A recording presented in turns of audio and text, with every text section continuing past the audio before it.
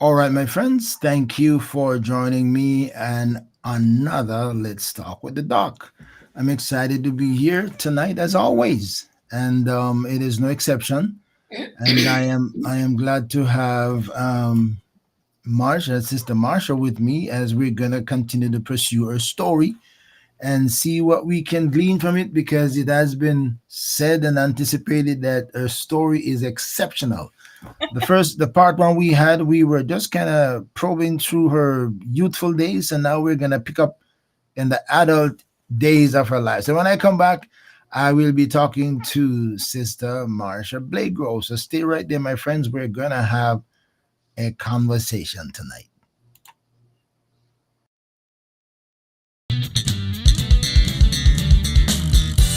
ORB Ministry presents Let's Talk with the Doc.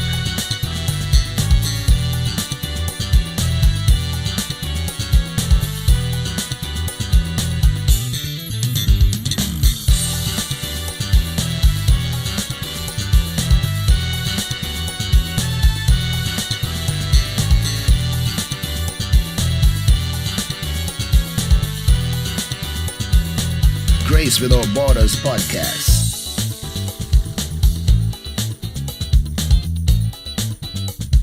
A thought for you. Ask Pastor.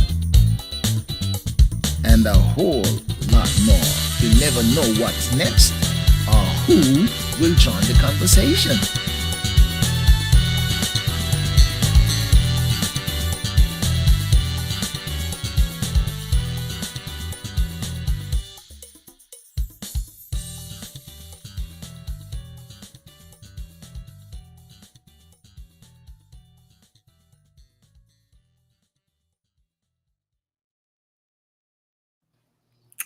All right, all right. So here we are. Here we are on Let's Talk, and let me welcome Sister Blagrove to another part two of Let's Talk with the Doc. So welcome, welcome, welcome. Good to have you. And how have you been? Thank you so much for having me, Bishop Beckford. It's been a interesting time. To God be the glory.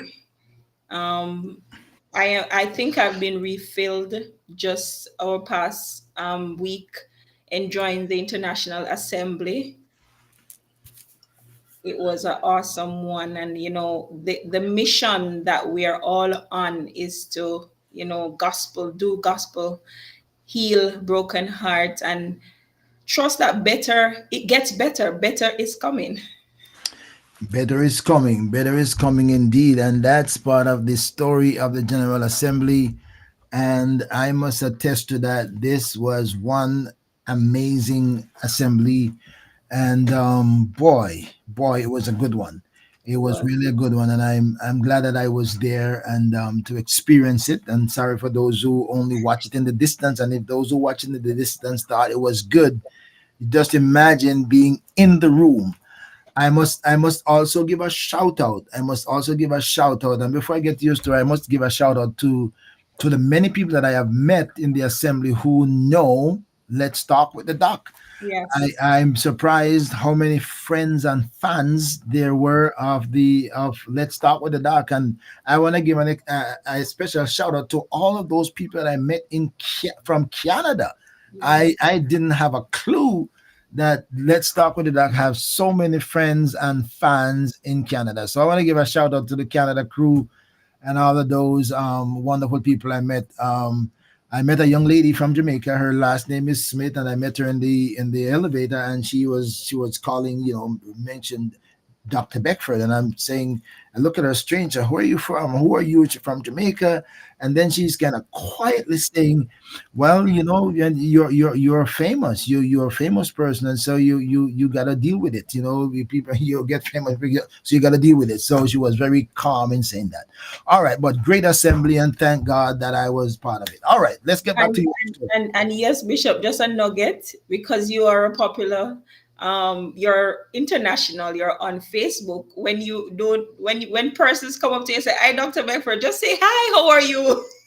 Yeah, I have to be saying that, and my wife was kind of trying to keep up with me, and all these people were pulling me from back ways, sideways.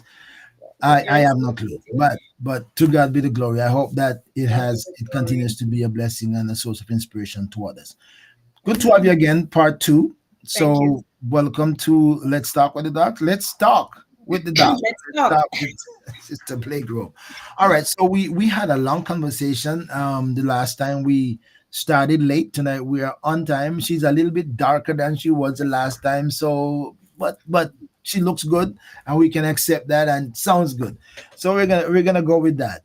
All right, we wanted to pick up on in part two on after you've grown up. I don't remember exactly where we stopped, but you grew up, um I'd left the country you and I'd left the gone. country, you got to town, um uh, and so let's pick it up from there. You become an adult. I thought we were maybe in the 25 years range of your life, so let's pick Early up from there. 20s. Yeah, Early let's pick up from 20s. there. Yes. So I became a media. I worked in the media industry in Jamaica.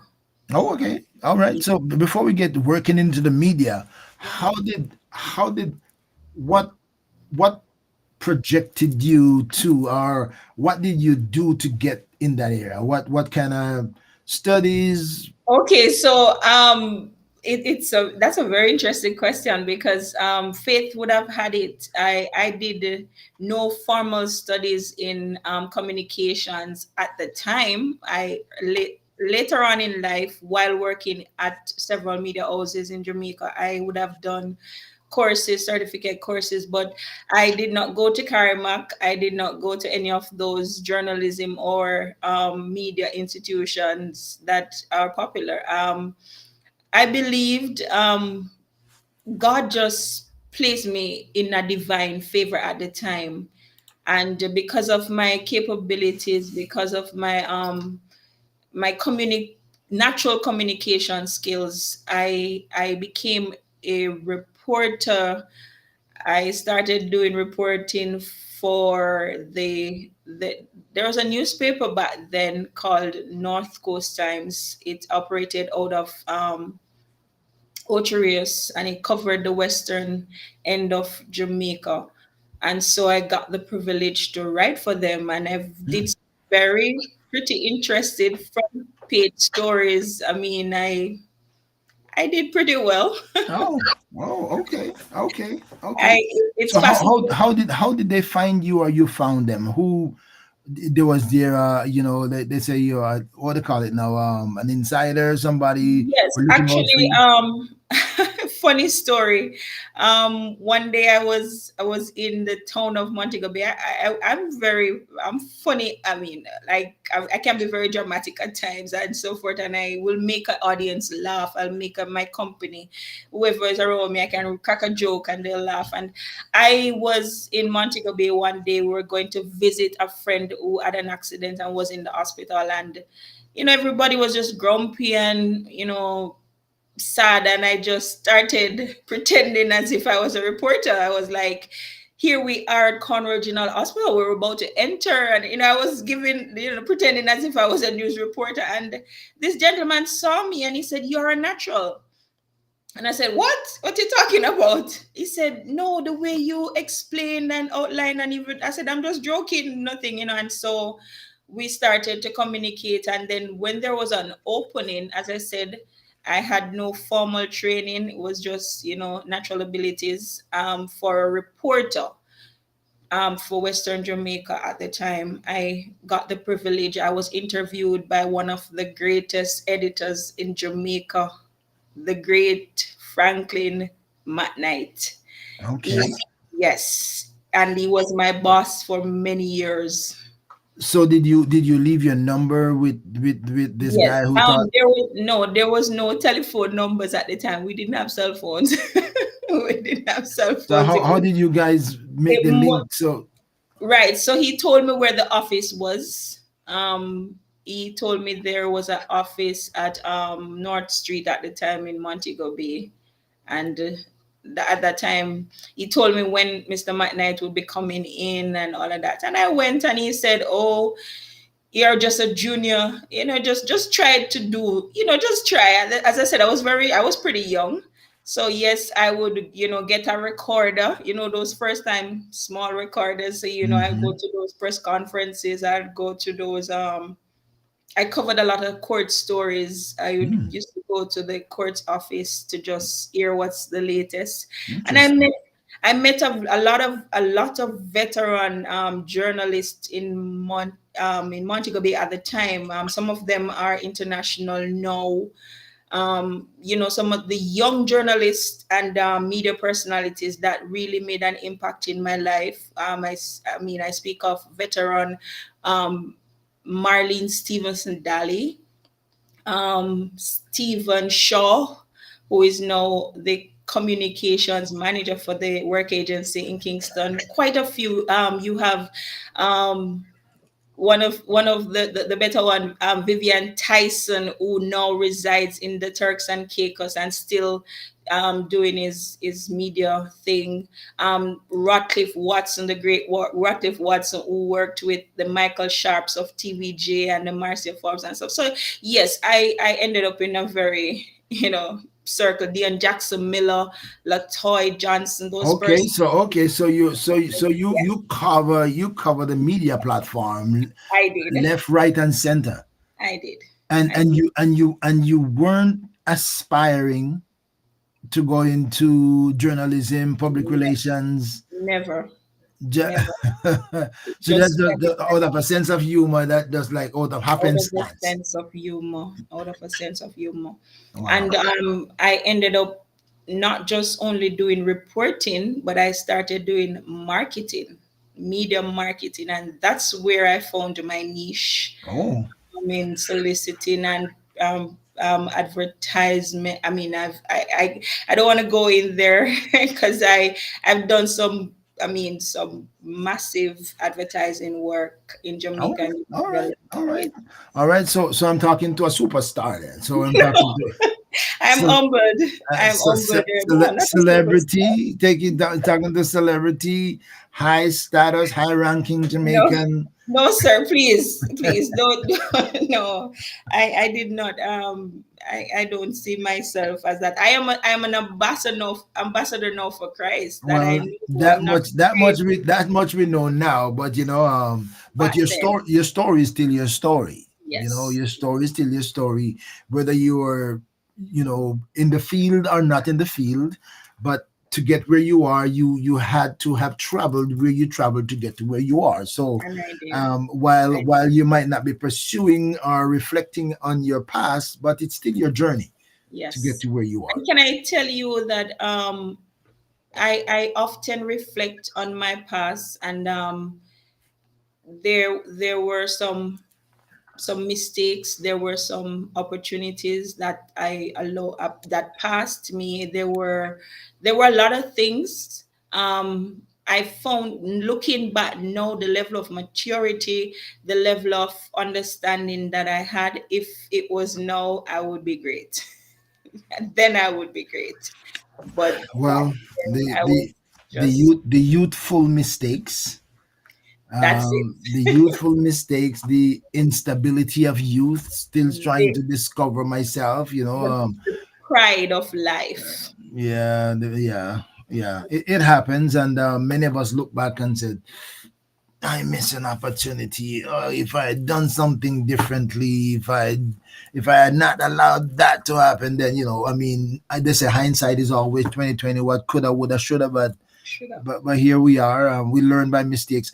I tell you something. And I forget this guy. I think the guy's name is Grant, if I remember. But I read something about this guy. This I forgot what he created, but in a nutshell, he tried. He failed. Well, in the eyes of others, he failed 1,000 times. Mm-hmm. Oh, the light bulb. It must have been the light bulb. But this guy, I think his name is Grant, if I can Yeah, remember. I think I heard the story about the Yeah. man with the light bulb. So somebody asked him, "How do you feel to have failed 1,000 times?" It has And his made it. response was, "I actually did not fail 1,000 times. I realize 1,000 things that didn't work. I'm paraphrasing there. I Yes. realized 1,000 things that didn't work. Perfect. So now he's actually got it together. I mean, that's a whole other time to try Can I something tell else, you? but That's what I said. When I, in retrospect, I look back and I said, I am happy. I had those experiences. I am happy that because it works now, it does works now. I mean, those experiences that I had and those opportunities that I had, they come in very handy now at times. life teaches lessons, It does. and it depends on whether we learn or whether we allow them to work for us as we go forward. All right, my friends, I'm talking to Marsha Blagrove, and I'm just getting to find out a little bit of her story. So she has a pretty fantastic, fancy, and sometimes we're gonna hear maybe not so fancy journey, but we are happy to have her. So it's a good time for everybody to hit your share button, invite your friends to join us.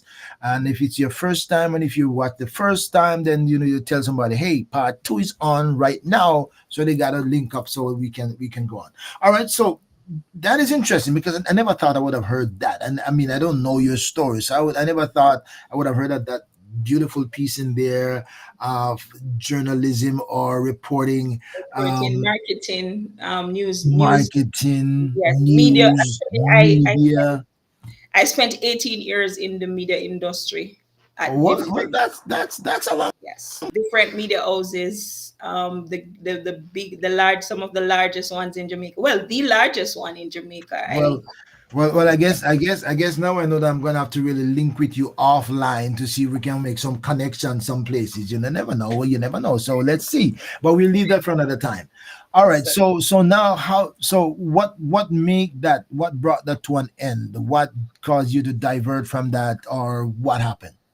okay. So I would have spent a larger portion of my adult life in that mainstream. Um, Growing up in the church, I always had my Christian, you know, background, ethics, and everything. So um, I struggled a lot, um, you know, in and out of church. I had a fanfare life, so the world excited me at the time, and most times my job would take me to different events, and so, but I still held on. There were certain things that I could not do, and so, but I was not a, I would say, authentic Christian. So I was, you had Christian principles, Christian background, Christian conviction, yes, no, but don't think I had the conviction you didn't yet. have the conviction? I No? don't think so. Oh, I would thought that the conviction would have been the first thing that you have, the Um, conviction. no, Okay, all right. I said that last week that you learn the Bible, you know the scriptures, but the real conviction comes after, which we are gonna get into. Okay. Because a So lot, so I you was a so you church goer. okay, all right, okay, all right. So you were okay, all right. Well, again, without the conviction, there's not the control and the stability and the penitence and the brokenness. So I have this church inclination, but I don't have this. I am not committed to it. So I'm enjoying my two life. Exactly. I go when I can, And and I do and I do what I I have come to. when I can. Okay, okay, all right, all right. Right. And so, as I would have said last week, I struggled with religion, not knowing, what is the truth and where really I should be. And one of the hardest thing for me, being filled with the Holy Ghost, at the time was to, I mean, adapt to a congregation or a church, a religion that is, Holy Ghost, um, that has the manifestation of speaking in tongues. So, as I said, I struggled a lot. I would go here, there, everywhere, um, add my opinions, and of course, So there what? was So were you an ideologue, or you were just in search?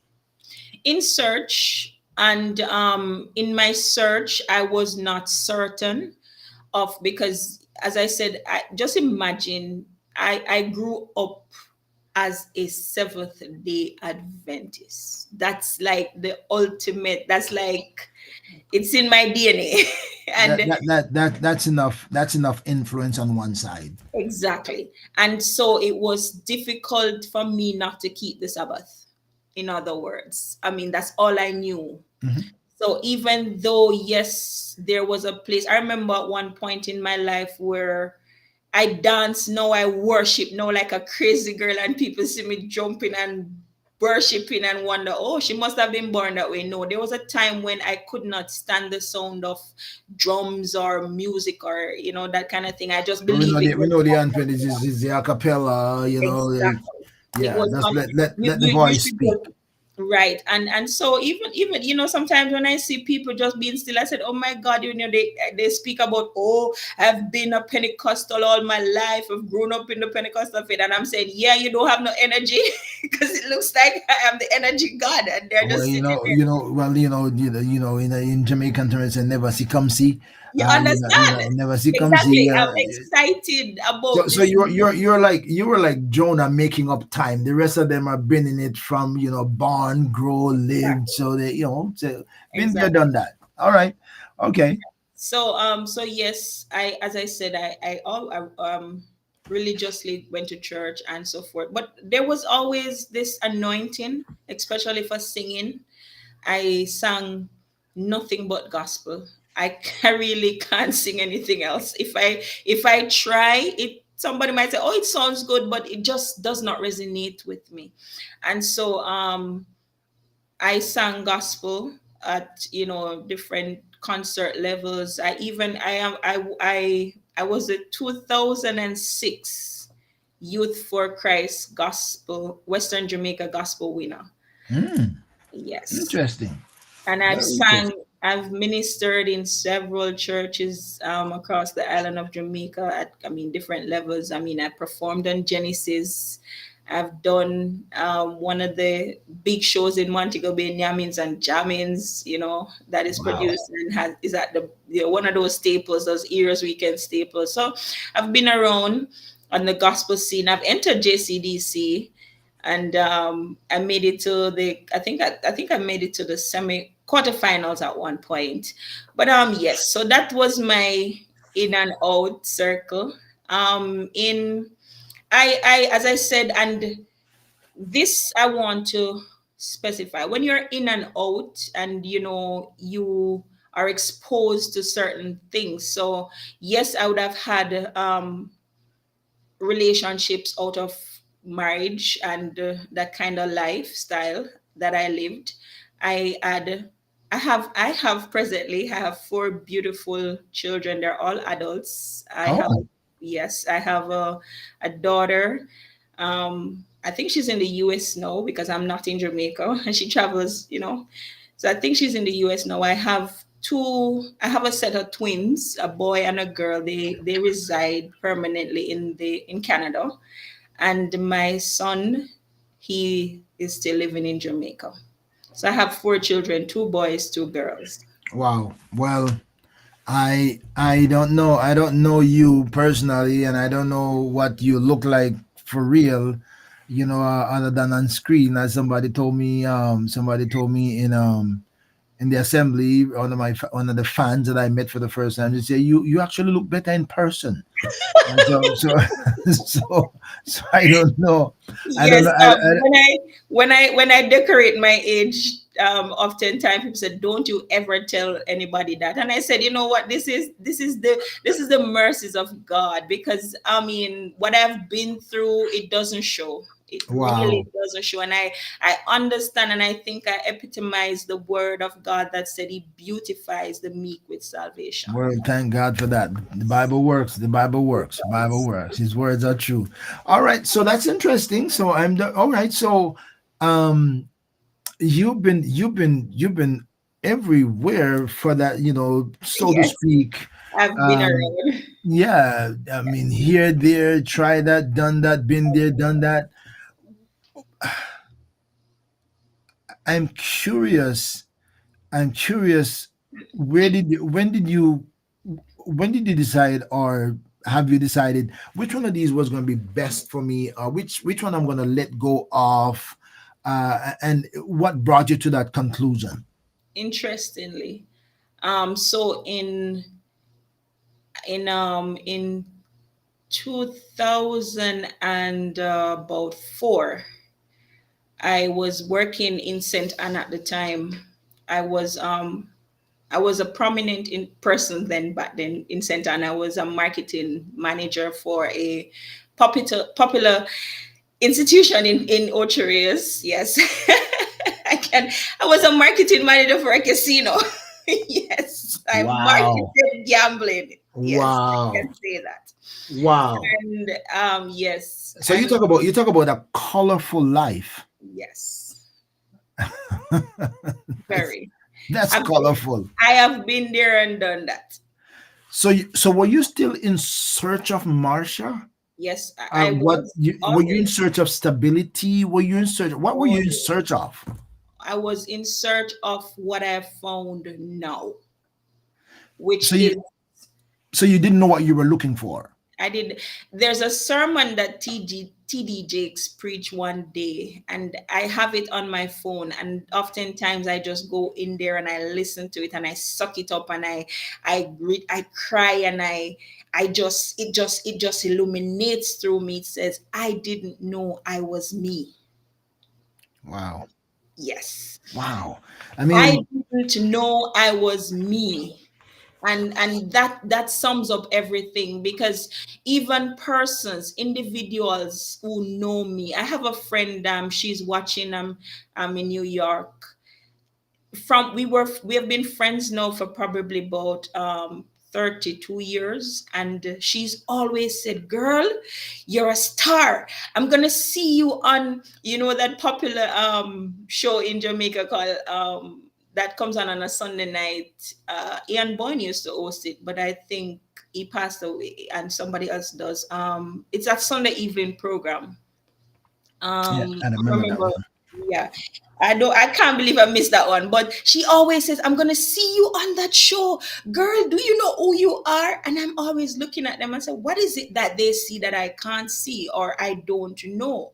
So that word that and TD Jakes preached that day, really, I have it. I didn't know I was me. I Hmm. didn't know I was me. Profile. Thank you so much, Sister Andrea, online watching. Yes, so profile. She always say, "I'm gonna see you on profile one day," Hmm. because of how she sees me. But I didn't know I was me. I didn't. And this is interesting conversation that because I don't recall talking to somebody who have gone so much into so many things and seem to have done well in all of them. Yes, So interestingly. but still couldn't. Well, here comes don't trying to forget who am I. All right, so let's move on. Let's So, move on from that. so I just want to add something in, and that is one of the main reason, one of the core values of what I do now, especially with our young persons, because a lot of them have lost their identities. They have just, I wanna step outside the box for a minute, and I often reflect on this. Um, a lot of when we watch, I mean, I don't know of any real life witches, but the depictions in movies of witches and so forth, when they are born, there's like the aunties and the other witches, they take them out of society and they actually take them to a secluded area and train them. What I find is that a lot of our young persons, like myself, as I said, they have born with they have great potential, they have a great future, but because of their environment, sometimes they are tarnished, sometimes they have lost their way, and sometimes they never find it back. Thank Hmm. God for me, I have found my way back, but a lot of persons have not.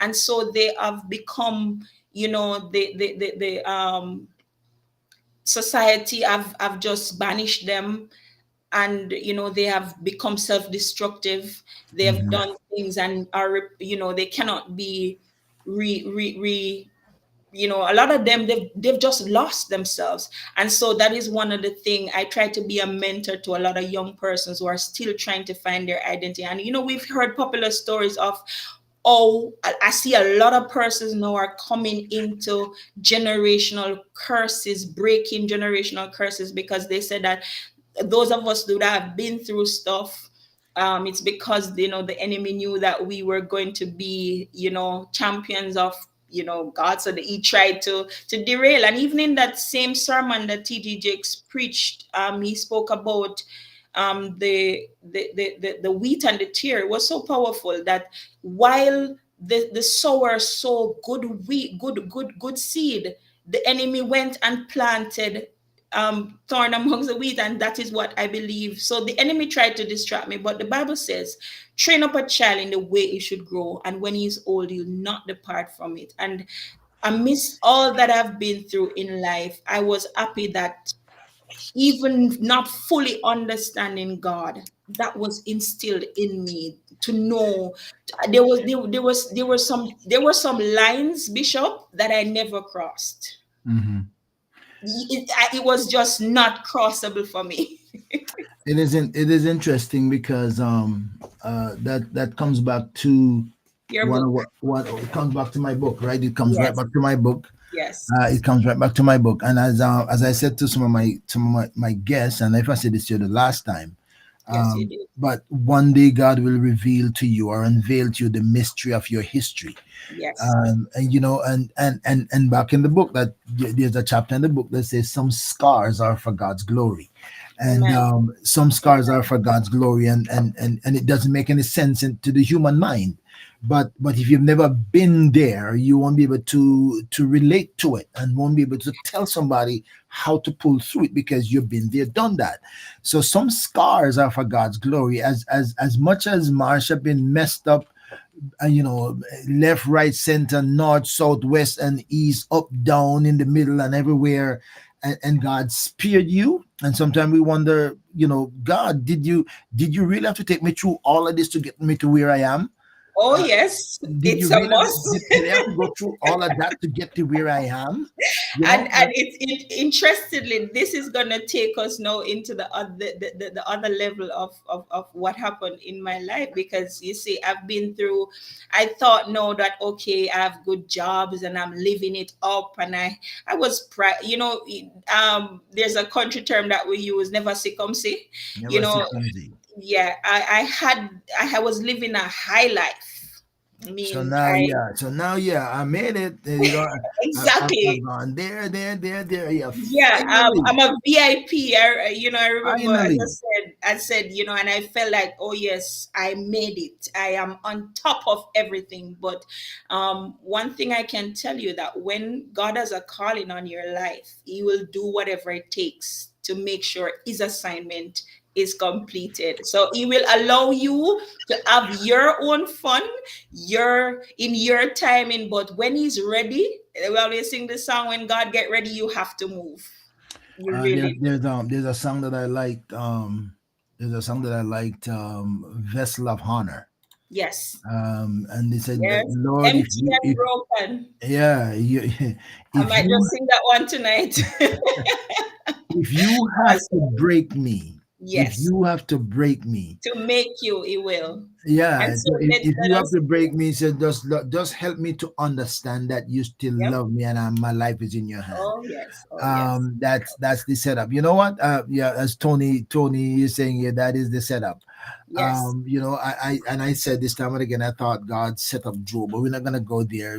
God set Job up for the devil to really mess him up, because he wanted to prove to the devil that he would not turn his back on him. I have a sister friend of mine who said, "I don't want God to trust me that much. I No. don't want And, him to. and, and I don't want him. unaware, I don't want him to have unaware. that much confidence in me." And Bishop, can I tell you, unaware, when he does it, you just have to go through it. One of my favorite scriptures, and it is such a favorite that even it's on my face rag here. It's Job 14:14. And if you know what it says, if a man die, Can can you he live live again? again? Yeah. All my appointed time, I'll I wait. I'll wait. wait Change is coming. until my change come. Because now I understand that.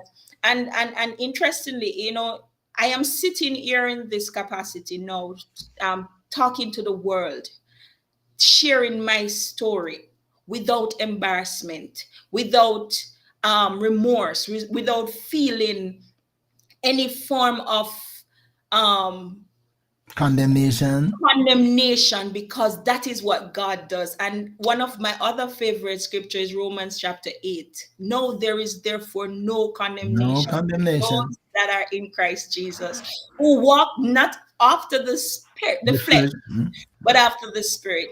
So let me so after all of that flare and glare, and as I said, I thought I was on top. I was on top of the world. I was moving, rubbing shoulders with the elites of Jamaica and everything. And I felt like, okay, I had it. I happened.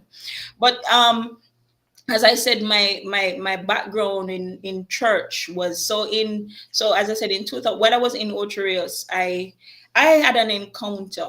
Um, I was just going through a lot. When I said a lot, I mean is as if everything that I had built, I had known, was just falling apart. I had a broken relationship, and I was just, and what happens is that oftentimes you are on a high, and while you're on that high, something happens, you go very low. Mm-hmm. And I was at that low. I mean, I still have, I still had my reputation and stuff, but things were not going the way I had planned it. And I remember one night I took Hill one evening, was having some severe pain, and I went to the doctor. And there was a neighbor in St. Anne where I lived at the time, in a community called Parrytown in Ochoria, St. Anne. And I had this neighbor who, she was a very, she was approach she would approach you, just approach you. Hi, how are you? She was very friendly, and so she invited me to church. And that night, while I was sitting there in the church, there was something came over me. One of the something that when I thought of, I was so sick that an ambulance had to come for me. And what? Let me give you this joke, Bishop. I was so prideful that I didn't even speak to people. So I lived Really? in, yes, I lived in the community, and I would walk past people and not even say good morning. I would, Really? That was because of where you see right, yourself. You've right. climbed the ladder of I success. am I'm a manager. I'm a marketing manager. I'm Okay. All right. Pride got I'm before employed. destruction. The heart is spirit before a fall. All right. We could do that. Amen. Amen. So there I was, and I had taken ill on the roadside. I literally fainted on the roadside. Oh wow. And I heard, I remember this gentleman, when the lady, when her name is Sister Jackie called, and he would say, John, come help me lift up the lady. Oh, me, that the girl do not even talk to people. Oh wow. Wow. I never forget it. I used to be just so puffed up, and you know, all okey pokey. And when I heard that and the ambulance came, I took out my phone at the time and I said, okay, don't worry, I'll call the ambulance. They'll come. And I had to wait there to get the ambulance. And the ambulance came, and she accompanied me to the hospital and everything. And when I came out, I now changed my concept, because I've never heard that before, for a community to be so hurt by the fact that I don't even say hello. So now they would not even come to my rescue. Wow. And it really touched me. And so when I got out of the hospital, I went back to my duty. I would pass, hi, good morning, hi. Just That's it. just So just in case I need you next time. exactly. And also, persons, I started to smile with person. I was in a position to give persons job. I mean, there were a few persons in the community that I gave jobs. And I started to feel like a opening up, a sense of being, a sense of worthwhile. And so at that time, as I said, I went to church at night, and the fellowship, the love, the warmth of people. And there was an altar call. I went to the altar call, and I said to the pastor at the time, his name is Pastor Steve Palmer. He's from the Parrytown Church of God of Prophecy. And I said to him, "Sir, I need to be baptized now, because if Uh-oh. I leave here, I am not sure if I'll do it." So I guess that was the first conviction that I had gotten. And of course, he opened the pool, and Brother Kirk Ellis, I never forget it. He washed me, and I thought, okay, my sins are all washed away. But that was Oh. when the challenges came. Okay, so you're looking for a quick fix. Oh yes, You're I looking for don't a know. quick, You see, a lot of persons, have the misconception yeah, that, and if I get okay, you go to baptized, the yeah. altar, you cry those tears, and you baptize, and okay, uh-uh. It's all fixed now. I don't have to do anything else. Once That's I get where that done, then that's I'm good. that's the beginning. That's the beginning. That's the beginning of everything. It's either you make now or you break Mm-hmm. at that Mm-hmm. point. Mm-hmm. And so yes, so that was where I got my first no, that wasn't my first baptism. I think I had in the Sunday church, right? So yes, so that was where I had that conviction of becoming uh, a Sunday worshiper. No, back up, back up a bit. There was a situation in Montego Bay, right? When I went to the Mennonite church, right? The Jamaica Mennonite church. Because as I said, where I'm from, there are only two churches, and they were on mission there. So yes, I had gotten baptized with them first. The Okay. Yes, All right. So, I all right. remember that Okay. now. We we we we That gonna. was that was a long time. I almost forgot. Yeah, but I Okay. remember. All Yes, right. yes, So you maybe didn't think there was a conviction. There had been a conviction. You were rejecting the conviction, and you were trying to do your thing despite the conviction, right? But yes, every now and then it pops up, because if the seed was there, yes. the seed doesn't die, It doesn't. even though you do everything to suppress it, and You're right. the ashes cover the flame, and let it seem like it's dying. But if you fan it over, like Peter said, fan Mhm. it into flame. So the seed is there. So you keep on searching and trying some other thing, because you're trying to bring life to something that's there, Purpose. but still Yes. Marsha herself is not ready to let go everything and surrender to what that thing that is popping up every now and then. All right, so I we move didn't on know to, how. I didn't know huh? how. I didn't know how. Okay. I don't think I had the capacity at the time to do and to know what. Because one of the thing is, Bishop, and we still find it in a lot of churches as we speak about, we wear mask, and we carry different personas. And so some persons have a mask for church, they have a mask for work, they have a mask for the market, they have a mask for in their household. So what you find is that at any given moment, you don't know who you're dealing with, because there are different personas, and that you cannot your true self cannot be manifested, because you're hiding behind these facade.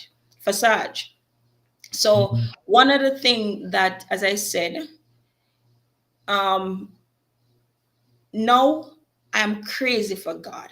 I will I will just break out into worship anywhere, anyhow. No one, I will just minister to anybody. Back then there was a lot of pride. I would sing, yeah.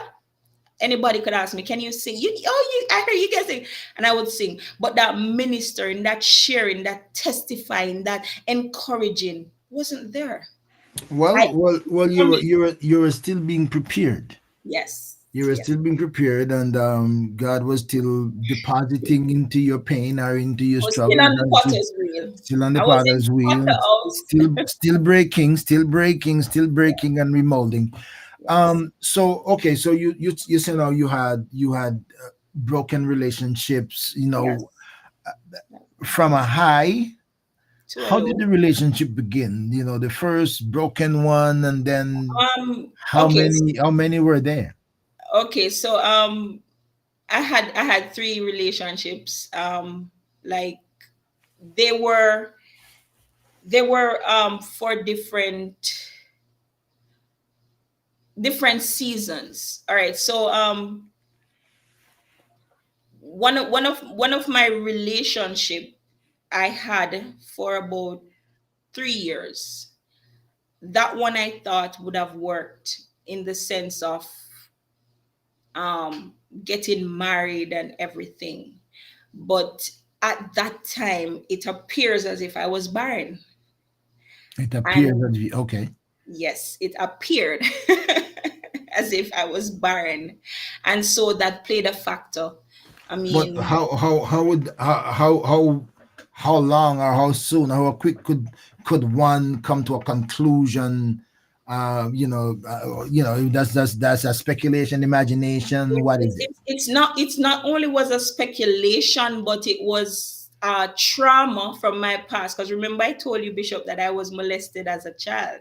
Hmm. So having that conception that I am damaged goods, I cannot conceive. I would have, that, as I said, it's a misconception, and that played. Was that in your mind or in the partner's mind? It was in my mind, and I shared it, and it also went into their mind, the family mind, and everything. Because as I said, Okay. for 3 years, you okay, let's, you're working on something, because these were marriages. These were relationships out of God. So Hmm. sexuality was involved and all of that. So it just never happened. And there I was thinking that I was barren. And I remember he said to me, "Me not gonna marry you if you can't." I don't pit me, plain and straight Jamaican terms. And Right. his Typical, family, typical, yeah, typical. his family knew about it. So that again damaged me. So I went by myself for a while, and just stayed by myself. And then I remember I met this gentleman, and I said to him, "Listen, I don't want nobody. I don't want nobody.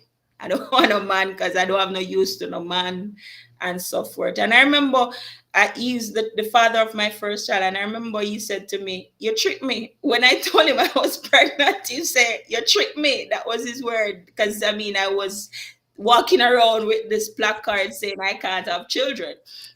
And so that happened. And shortly after, that relationship didn't work because it was not built. And during my pregnancy, I had a terrible attitude. I mean, I wet that man up. I run him from my gate. I just could not stand the sight of him. And he tried a lot of things, and it just didn't work. And I just pushed him aside. And after I had that child, about 2 years after, I had the twins. And when I had the twins, now that was a different setting. So that That was that for the same guy. different man, So he went, different. he went, and now the floodgates open. Exactly. And I had twins. And that too, that relationship, I was more stable. I had a home, I had family and everything. But there were issues. I mean, it was abusive, physically. A lot of things happened. And I end up with a bodyguard. And having had the bodyguard, I end up again, I became promiscuous. And at that time, now I had my final child, and I decided that, listen, I'm taking my life. So So that the was so my so the, so time. the, so the bodyguard was more than a bodyguard. Yes, he was. He was a comforter. I used it because, you see, no, my life was threatened and everything, and I was going through all these things and all of that. And so I now had as I said, this bodyguard. I remember that particular night when I tell him, please stay with me, don't leave. I was threatened. I felt that I would have been hurt because I was trailed, and I begged him to stay with me. And the rest is history, Come as we comes say. comes comes with a price. It came with a price, a Uh, very beautiful all price. right, Yes, okay, because okay. My friends, yes, I'm talking to Marsha Blagrove, and if you're just joining us, this is part two of our story, and we're trying to get as much as we can tonight. It's a good time for you to hit your share button and invite your friends to join us, especially if you know Blake Grove or you want to know who's Blake Grove, then hey, yes, share it, tell somebody else to join us because it's an interesting story. All right, yes. let's continue with this one, two, three. So now the floodgates Four, open. four, One, one, two, two, no, you're three, double, four. yeah, okay, double, yeah, twin. So now Yeah. what thought was a barren now is like a production manager now. You're like, Yeah, and I okay, tell you, beautiful, no difficulties, no. I mean, as I said, I had twins, boy and girl. So I realized that there, I'm a good soil. Just didn't so know who what I were you was. what were you thinking of Marsha now? As a matter of fact, from the first one, what were you thinking about you because you have maintained this concept or this belief that because out It of was ignorance for it sure. was it was rough because what was happening to me now was I had this mindset that I wanted to have uh, um, children in wedlock, Okay. All right. and that was not happening, and I was scared because one of the things that a lot of us who have been abused go through is that psychological effect of that thing happening to your children. So I was very, very, very scared. I was I don't I think that I suffered postpartum depression. At that time I was just not Mm. able to be that mother that I wanted to be. It's like I remember I said to somebody, I asked for something, and when I get it, I did not know how to care or to protect it because I was afraid that I was not prepared for what if. And so the what ifs placed me in a state of confusion, a state of instability. And so, I got help raising my children. They're they were the grandmothers, they helped to raise especially three of them, the twins, and there was a very they basically there was a very controversial story about it that, because of their sake, I will not get into tonight because they're healing from it. We speak about it on a one-on-one, and I will not go into the That's depth of it. fine. That's fine. You don't have to say anything you don't want to say here because No, we don't know what you don't for want my to say. And children's sake, for right, they and they that's are fine. they are in their young adult lives, and they're battling their own demons now, which I have to pray for because I don't understand what they're going through. So for that reason, I won't get into that. That's fine because we don't know what we miss. We won't know what we miss, so that's okay. Right. All right. Right. So yes, so after that, no, having the children and everything, as I said, I got help raising them, still continuing in my work. As I said, I would have done 18 years. So I always have a very good job and everything. I encountered God in 2004 was when I really encountered God. That was my first encounter with God. Like literally, my son's name is Amiel. And you're a Bible scholar, sir. You know what Amiel means. You Mm. know that name is in Chronicles. It's twice in the Bible. It comes in the Old Testament in Chronicles, and it also comes back in. Is related to Mephibosheth. So yes, right. So Never bullshit. yes, Mephibosheth. Amiel, Ammiel. So Okay. yes, so that child really grounded me. Was very sick. He lived in the hospital, Wow. and so he was asthmatic and he was born with it. So every minute, I mean, that little boy wore a jacket all the time because he was just so frail. But he's a strong man now. I mean, he's a very, very strong young man now, and so it grounded me a bit, and I That was that focused. was that was the last one. Yes, and I focused on him, and I had to, because I had no other choice. The other children were with their grandparents, and so I said to myself at that point, I have four children, I have to raise one. And so I committed myself to raising him. And then he was the frail one. He was the frail one. And so He you was have the one that I have no other he was the choice. one that really needed you. Yes. Well, God moves in mysterious ways. So, all right. Wonders to Want perform. us to perform. Okay. My friend, again, I'm talking to Marsha Blagrove, and interesting story, long story, and there's a lot of parts to our puzzle. And I don't know if we can even pull all the pieces of the puzzle Yeah. together tonight, The book, Bishop, the book, she's intending to write a book. Are you it writing a book? started. I started it. I Okay, started she's the writing. book. So that maybe going to take maybe 2 more years to finish writing. Maybe 2 more years. If you really want to detail it, maybe if so maybe 2 more years before you're going to publish that book. But you can create an anticipation. Okay, so where did your life go now? These men come and they're gone. You're left with babies. You're left with kids. Four kids. You have more than you never thought you would have had any. Now you have four, and Yes. so where did your life go after that?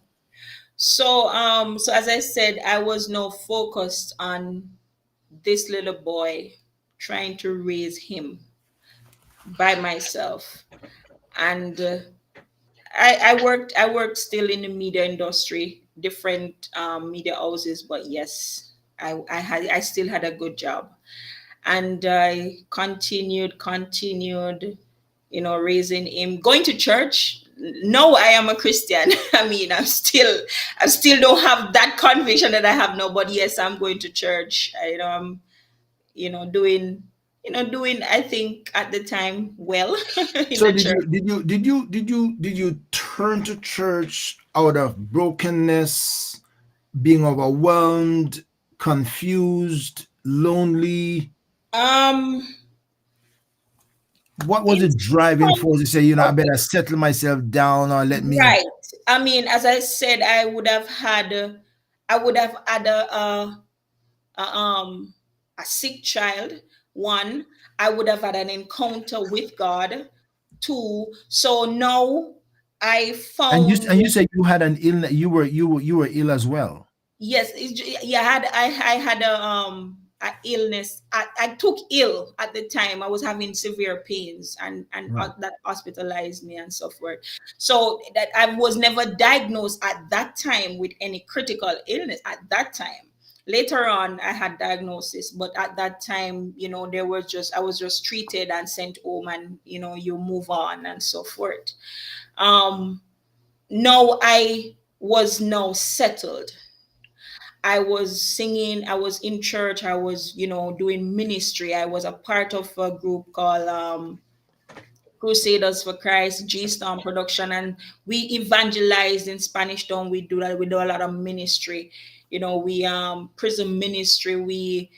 I was just I was now still still not yet off the potter's wheel, but I was coming into finding a niche of life, which is in Christ. And I was doing very well.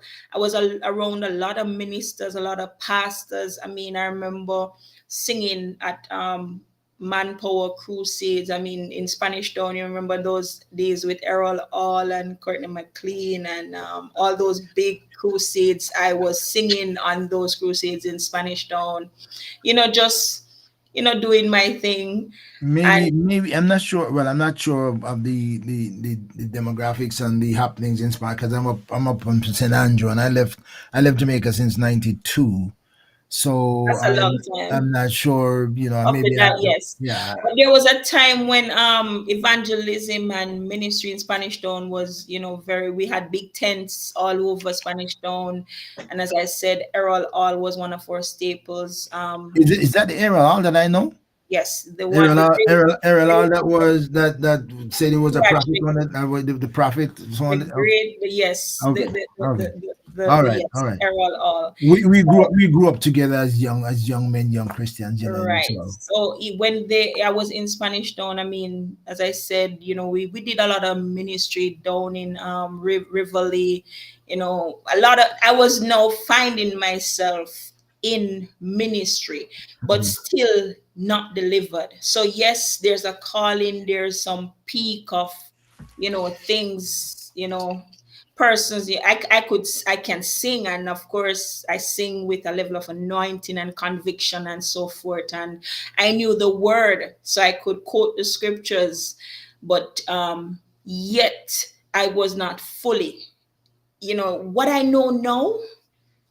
I mean, I did not touch the surface at that time. And I believe that, oh, yes, I'm anointed, I'm powerful. I mean, persons would call me woman of God. I would pray, that kind of thing. But yet, still, I had the rough edges that needed to go.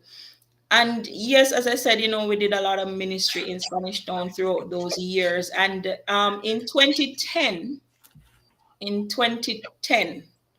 I I got married to a evangelist at the time, now pastor, okay, because I was in that circle. I okay. mean, and yeah, So the evangelist saw this dynamic minister. who power pack individual. Okay, all I right, mean, all right. that is what everybody think. Oh, we are going to be kingdom ambassadors. We're gonna rip the devil apart because we have this powerful thing. But can I tell you that um and for a moment there, we thought we did a lot of powerful things, and I often say that I believe we bit off too much that we could chew, because we were we were here, there, and everywhere. I mean, from Westmoreland to Portland to St. Elizabeth, we were just all over doing ministry. Mhm. Wherever it was called, we would just pack a car and we're on our way. And a lot of things happened. A whole lot of things happened. All right. So where did Marsha's life go? Okay, so what happened at that time was, no, I believe the scripture says that you cannot pour new wine into old wineskin. And here I was, a old wineskin, and that had not shed, and new wine was being poured into it, and it could not contain it. And that is how I describe that aspect of my Well, we're not gonna go into the theological. life. No, I'm not gonna go into the no, theological it's just I'm understanding. just paraphrasing Yeah, it. because I hear you, and I'm because then if I go into the theological interpretation and understanding of that, then I'm gonna have to. Show me off, But please. I'm gonna, yeah, I don't want to do that because I don't, so let's go on with your story. Please don't show me off, Yeah, sir. no, I believe I I will. believe I have something good going here. Please don't show me off, because I All right, all often right, all right. We're gonna take the application of that and say, yes, okay, please. so all right, go on. So yes, as I said, here we were to powerful ministry, and there was some level of conviction on me. But I, yet I'm still cu- I'm curious before you move on though. I'm curious to get an understanding of what made you think that there was new wine pouring into an old wineskin. So let's say there was something happening to okay, so ministry. Marsha that Marsha couldn't contain or was too much for her to handle. Okay, so as I am saying now, being married to a pastor comes with a lot of responsibilities. Hmm. I have a congregation. I have persons that are looking to me for guidance as a first lady. Hmm. I have I have a husband who is a minister who I have to care for, right? And so what happened was that, I have learned not to be one-sided, and so I'll try my best to be as balanced as I possibly can, because my husband also had his own issues, but he had a calling and anointing. I had my own issues, and we believe that, okay, just just going into God, just saying that we're Christians can take on all this ministry. Persons, your book, you when ministry is not a petty thing, and for persons who believe that ministry is something you just jump into, it's not, because you have the good, the bad, and the indifference. You have different people to deal with. If you are not able to deal with earth, you cannot deal with a ministry, a church. You have to be able, you have to be healed in order to heal people, to help to heal people. A lot of times we say earthed people hurt people, right? Mhm. And that is what I meant when I said, because I have not dealt with my past. I had not dealt with my situation. I had not dealt with anything that I had been through. Getting baptized, singing, studying, believing this is it. No. Whenever the situation arises, or at the time when the situation arises, I was not able to deal with it. So those are those, as you mentioned earlier, those are some little mask, or mask things, and trying to cover it under the anointing. Yeah, put an anointed white sheet over it, so to Some are it. to pretend it's not there. Not there. Okay, so Yeah, but again, life's reality, and then we talk about the other day about trauma can impact you for the rest of your exactly. lives, and Exactly. unresolved issues sometimes pop up in your relationship, and and they can cause chaos. So, and that's why, and unfortunately, a lot of us don't go through a process of counseling, get an understanding, who we are, where we are, what we're going into, how to navigate through that thing, what to expect when that's going to happen, and how to handle them when they happen. So we go into, and I would tell you, and if anybody listening, going into relationship, marriage relationship takes more than a good prayer life. I can tell you Oh, that. yeah. It takes more than a good prayer life. It takes more It than takes more than fasting. speaking in It tongues. takes more than tongues and fasting. I can tell you that. Because when the speaking in tongues and the fasting and the thing is all over, it's like honeymoon. Honeymoon is the shortest time in your relationship. They ever come down to ground and deal with the reality of life, and become human and understand the fundamentals of life and relationship and the differences between the male and the female. Now, let me not go into counsel. Anyway, yeah. Exactly. And personally, I'm a nurse now. I studied and became a nurse a few years ago. And can I tell you, when I was in nursing school, I learned that you have to separate work and home. When you're at work and you're dealing with all these patients, you never take a patient home with Don't you. carry it home. Don't carry it Exactly. home. And so just imagine in ministry, you're taking all your members home. I mean, being a pastor, being a pastor's wife, and of course, I'm a pleasant woman. I mean, I try, I'm very talkative, and I think I have a bit of counseling in me, and so I was always encouraging and counseling and pouring out. And can you imagine pouring out of nothing? Because I myself, some of the words that I remember one day I counseled a young man who was adamant that he was going to leave his wife for all these reasons. And then when I told him, I said, "Thank you, you called me, and the reason why you called me is because you wanted help." And I remember when I finished talking to him, he canceled, the moving. And I encouraged him at the time. I said, "You know what you're gonna do for me?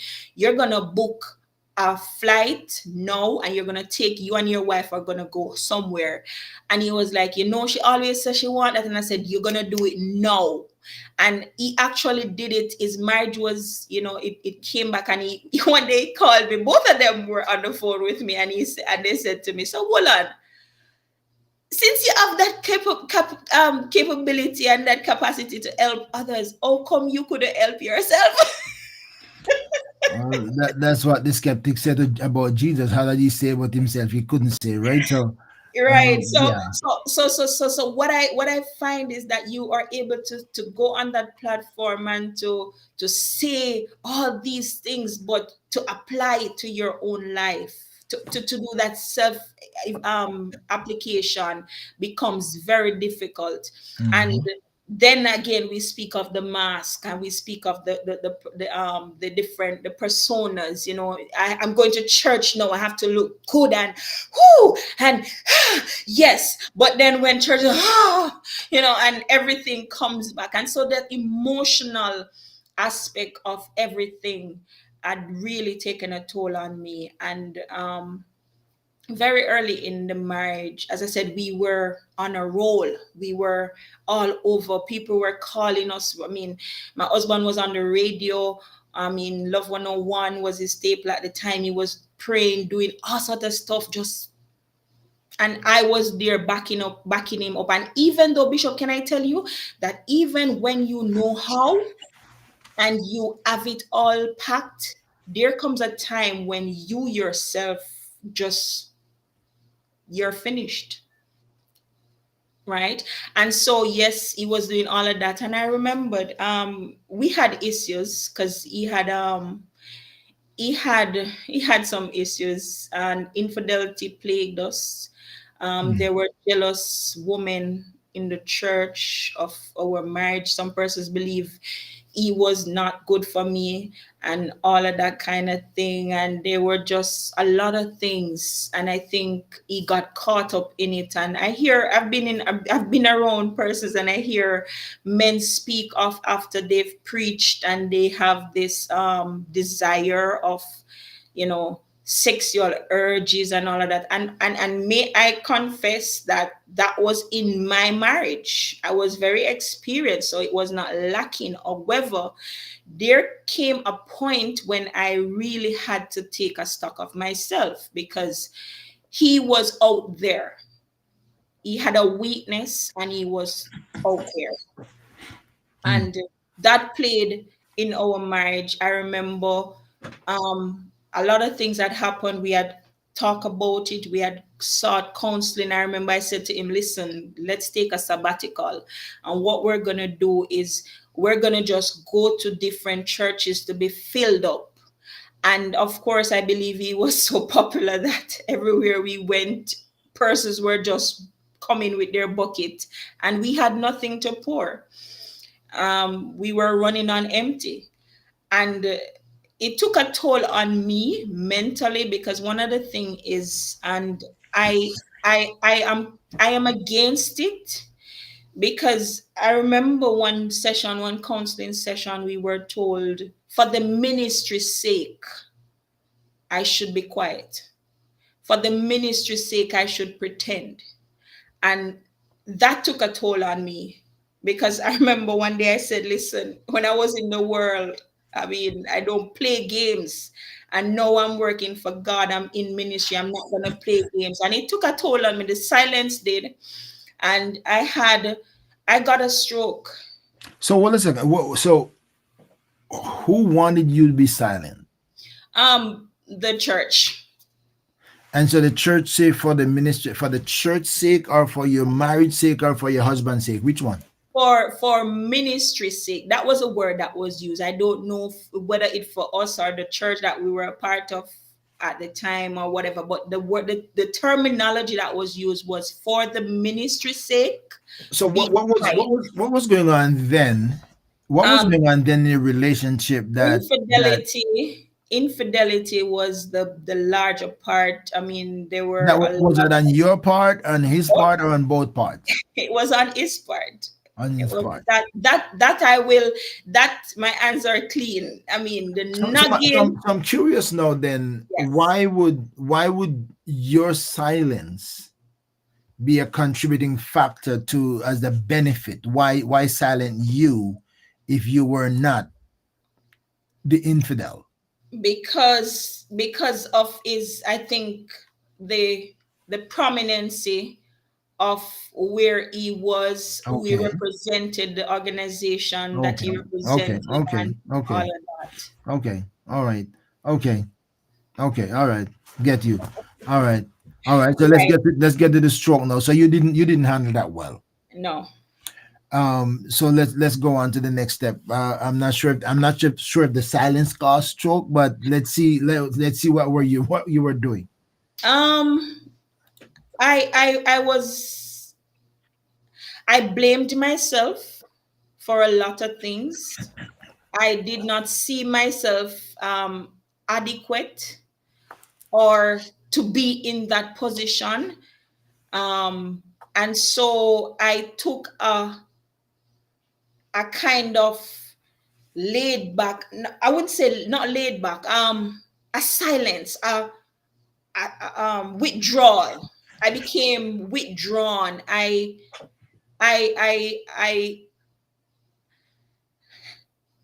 this the silence was deafening. As I said, I'm a bubbly, outgoing person. I described. Thank you, Holy Spirit. I described the situation on um Bishop Senior's program as a man being a mansion, and a woman being a one bedroom. And if you're living in a mansion with, let's say, 10 bedrooms, if something happens in one of those rooms, you can lock that door and go in another room and stay. And so men internalize, they lock things up in they compartmentalize, they put, they something happened here, okay, and they shove it and they move on. While a woman, as I explained, is like a one bedroom. And what we do is that once something is spilled here in this space, we have to get it cleaned. And if it is not cleaned, we cannot sleep, we cannot eat, we cannot survive in that environment. And that was what happened in at that time in my marriage, because I went to church and I just sat down. I was just, I So was what was everybody saying to you? Because everybody knew Marsha, the bubbly Marsha, who was right. and always speaking, and always. What and was and, what were and the can I feedback tell you, coming? that was when I got the most prayer.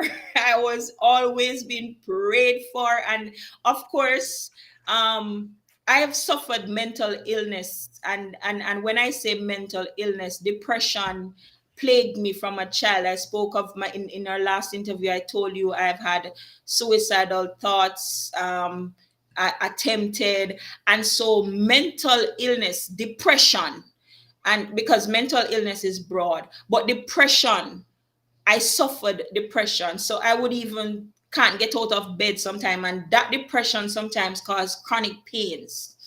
And even if I go, the easiest thing for me to say, I'm not feeling so well. So persons were always in sympathy for me, but the real thing was what I had to deal with. Mhm. The secrecy of the infidelity, the hurt, the pain, the constant disrespect of what he was doing. Because my husband was such a gentleman that whenever he does anything, he comes in and he tells me, I mess up again. I'm sorry. Let's pray for me. Please. Yeah, I went through that. And for a moment, I used to say, I used to lay hands on him, and I remember one night I bathed him with a whole bottle of olive oil, because I said, anointing every part and every crevice, and no demon from hell. Yeah, olive oil never get to a man's heart. So hallelujah. Bishop, it is Even, the mind. even It if is you the renewing of the mind. even if you make him drink a bottle of dedicated olive oil, that wasn't gonna change anything unless because if the man's heart doesn't change, nothing about the man is changed. And it's Right? not, and let us be very careful when we say man, because I'm not I specifying mean a like person. I mean a you is person. person. If I if mean a if person. if if the heart is not changed The drastically, heart the is everything. The heart is everything, everything, and nothing is everything, changed until the heart is changed. You could nothing. try every method. You could You could, speak in yeah, tongues. You could you could speak do. until your tongue fall in your cleave to the roof of your mouth, as the Bible would say. That wasn't going to change. My friends, I'm talking to Marsha Blagrove, and boy, is her story long. I'm going to give her a chance to get a cup of water, and when I come back, we will continue the conversation because now she already had a stroke, and I'm hearing that I heard that she had a few strokes, right? Yeah. Oh, that doesn't even make sense to me. I don't know if we can get to all of those seven strokes and what happened after that. So when we come back, my friends, I will continue the conversation. Stay right there, and we will talk when we come back. Let her get a drink of water. Presents Truth Matters. Join the Truth Matters panel for discussion on issues of the times with host Dr. Orville Beckford Sr. and his panel consisting of Bishop Ishmael Charles, Minister Ashana Knight, Bishop Woodrow Thompson, Dr. Danette Ming, Bishop Anthony Campbell, and Pastor Shelley Antoni. Nothing is off limits for discussion. Follow ORB Ministries on Facebook, YouTube, and Twitter. And be ready for the next hot topic on Truth Matters.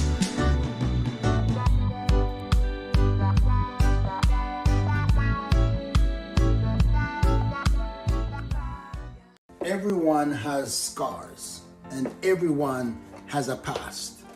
Some people have been judged by their scars and held hostage to their past.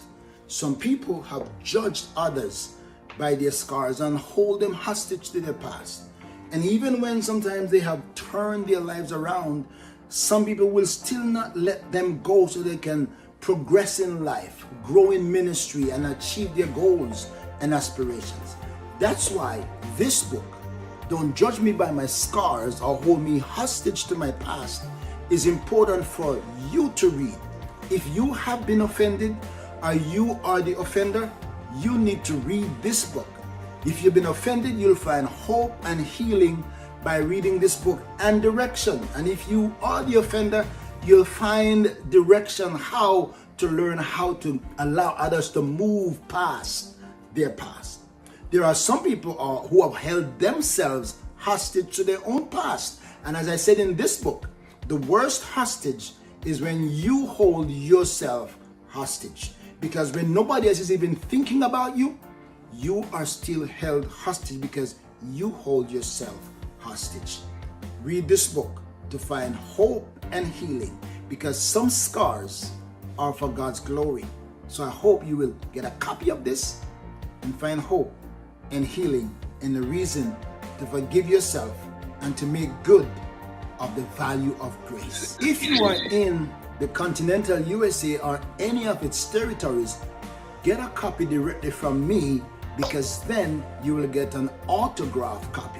If you're out of United States or territories, then you can go to Amazon or your local bookstore and get a copy. But go to obeckford.us or email me at orbministries@gmail.com and let's arrange for you to get a copy directly into your mailbox.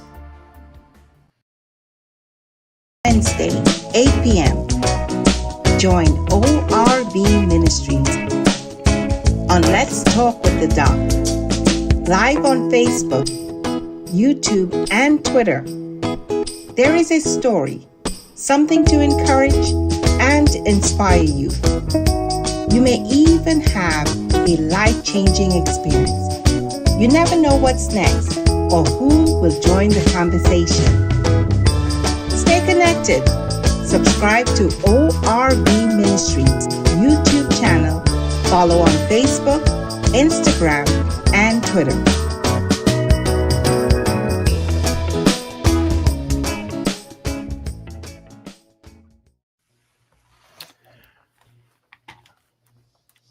right. So let's get back to ourselves here. Here we are back into the conversation. And thank you, Nadine, who said, I'm getting my copy for sure. God bless you.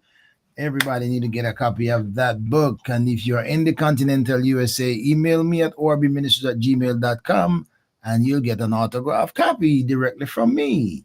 All right. So let's continue with the conversation, Sister Marsha.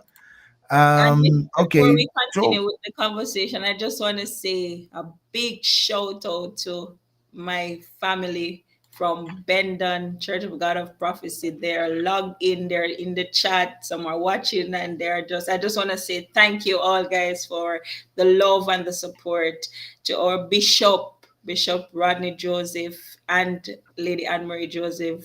I think Thank you I think for I being think I've been spiritual I think parents. I've been to Bendon before, if I can remember. I think I've In been to Bendon. Kitsiltown. You should. It's the I gate. think I've It's been called the Gateway of St. Catherine. I think I've been That's to one Bendon. bender. I think I've been to Bendon Yes. before.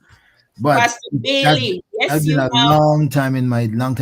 where That's Minister Shavine Douglas is from. I have been to Bendon You long, long, have been to long, long, Bender. long, long, long, long time. Yes. 90s, early 80s, late 80s, early. I mean, that's a long time ago. All right. Pastor Bailey. Yes. Yes, I've been around, long time.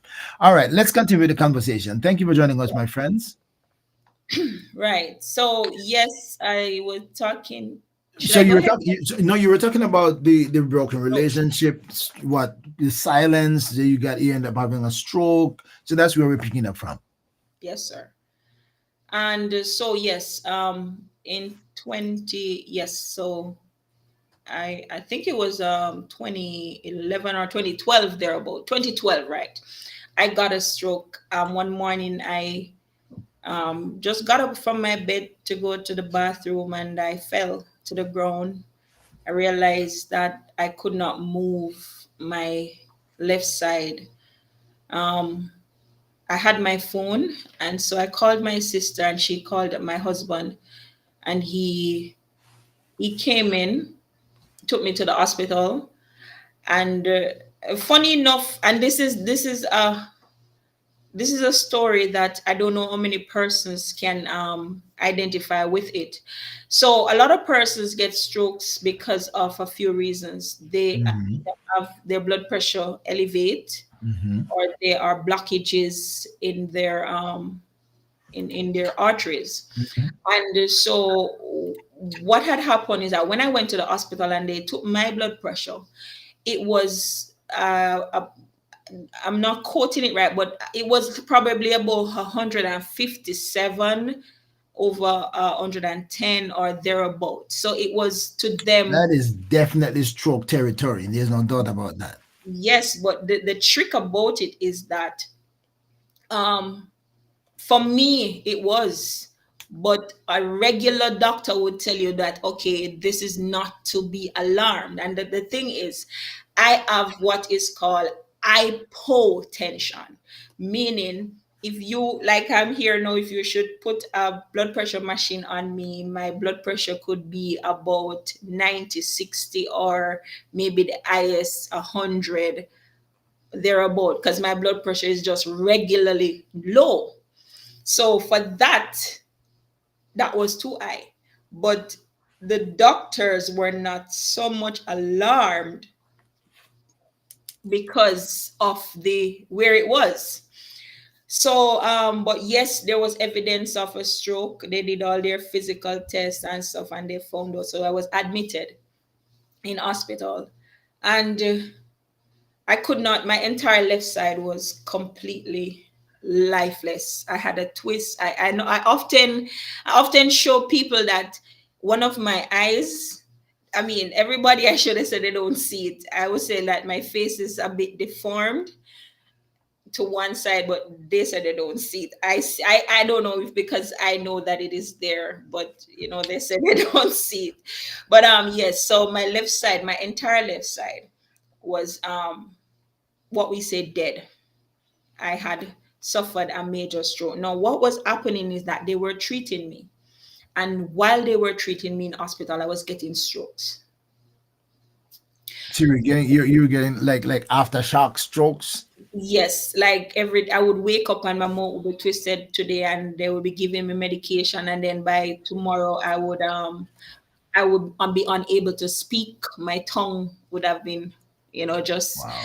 so I went through that. I was unresponsive. I had to be. I mean, at one point of my life, ambulances were my way to go. That was my ride. Wow. Because I had to be transported to different hospitals across the island for MRI. I mean, I remember one time they took me to Conner Regional Hospital thinking that okay, and when we went there, the MRI machine was not working, and I had to overnight there. So hospitals were my hotel. I mean, I used to be in hotels when I was living up, but now hospital became the new place to be. That was my now hotel. Wow. Yes, and as I said, I've been. I mean, I've been in like off the hospitals in Jamaica, University, Mandeville, Black River, Con Original. I mean, I used to travel with a bag and just hope that I don't get ill and end up in an hospital. And you know what happened? As I said, having all these medication, having not my own issues and everything, Bishop, I was hopeless. I was So just going, what yeah. what okay, so I guess you're saying the triggering factor was maybe stem from the relationship, The overwhelmed, trauma, childhood the trauma, trauma, so everything. everything. So they Yes. like now And in and Jamaican old and term, they said the chicken coming home to roost. So everything is like yeah, climaxing now. my grandmother had this terminology that she used to use. She used to say that and the same day leaf got water, but it dry, it Yeah, rotten. we It know that takes one too. over time. So yeah. But also I was diagnosed with having a mass in my lower cerebral. So that helped with the blockages. But I was very stressed. I was very depressed. And as I said, it played a lot of factor in in my life, my depression. I was my husband at the time, he said he did not marry for this. This was not a part of what he got married for. And Hold a second. Okay, all right, I go cannot go answer ahead. for him, no, sir. Yeah, go ahead, go ahead, It go was ahead, too much. He was overwhelmed. go ahead. And of course, even while I was in hospital, can I tell you, Bishop? While I was in hospital, I remember he hadn't come to visit me for a good while. And can I tell you something? And now I can look back. I think when Paul said it was good that he was afflicted, I think at times I say that to myself, because what happened is that when I was in hospital, my husband didn't come. And I was there sometimes. I was unkept.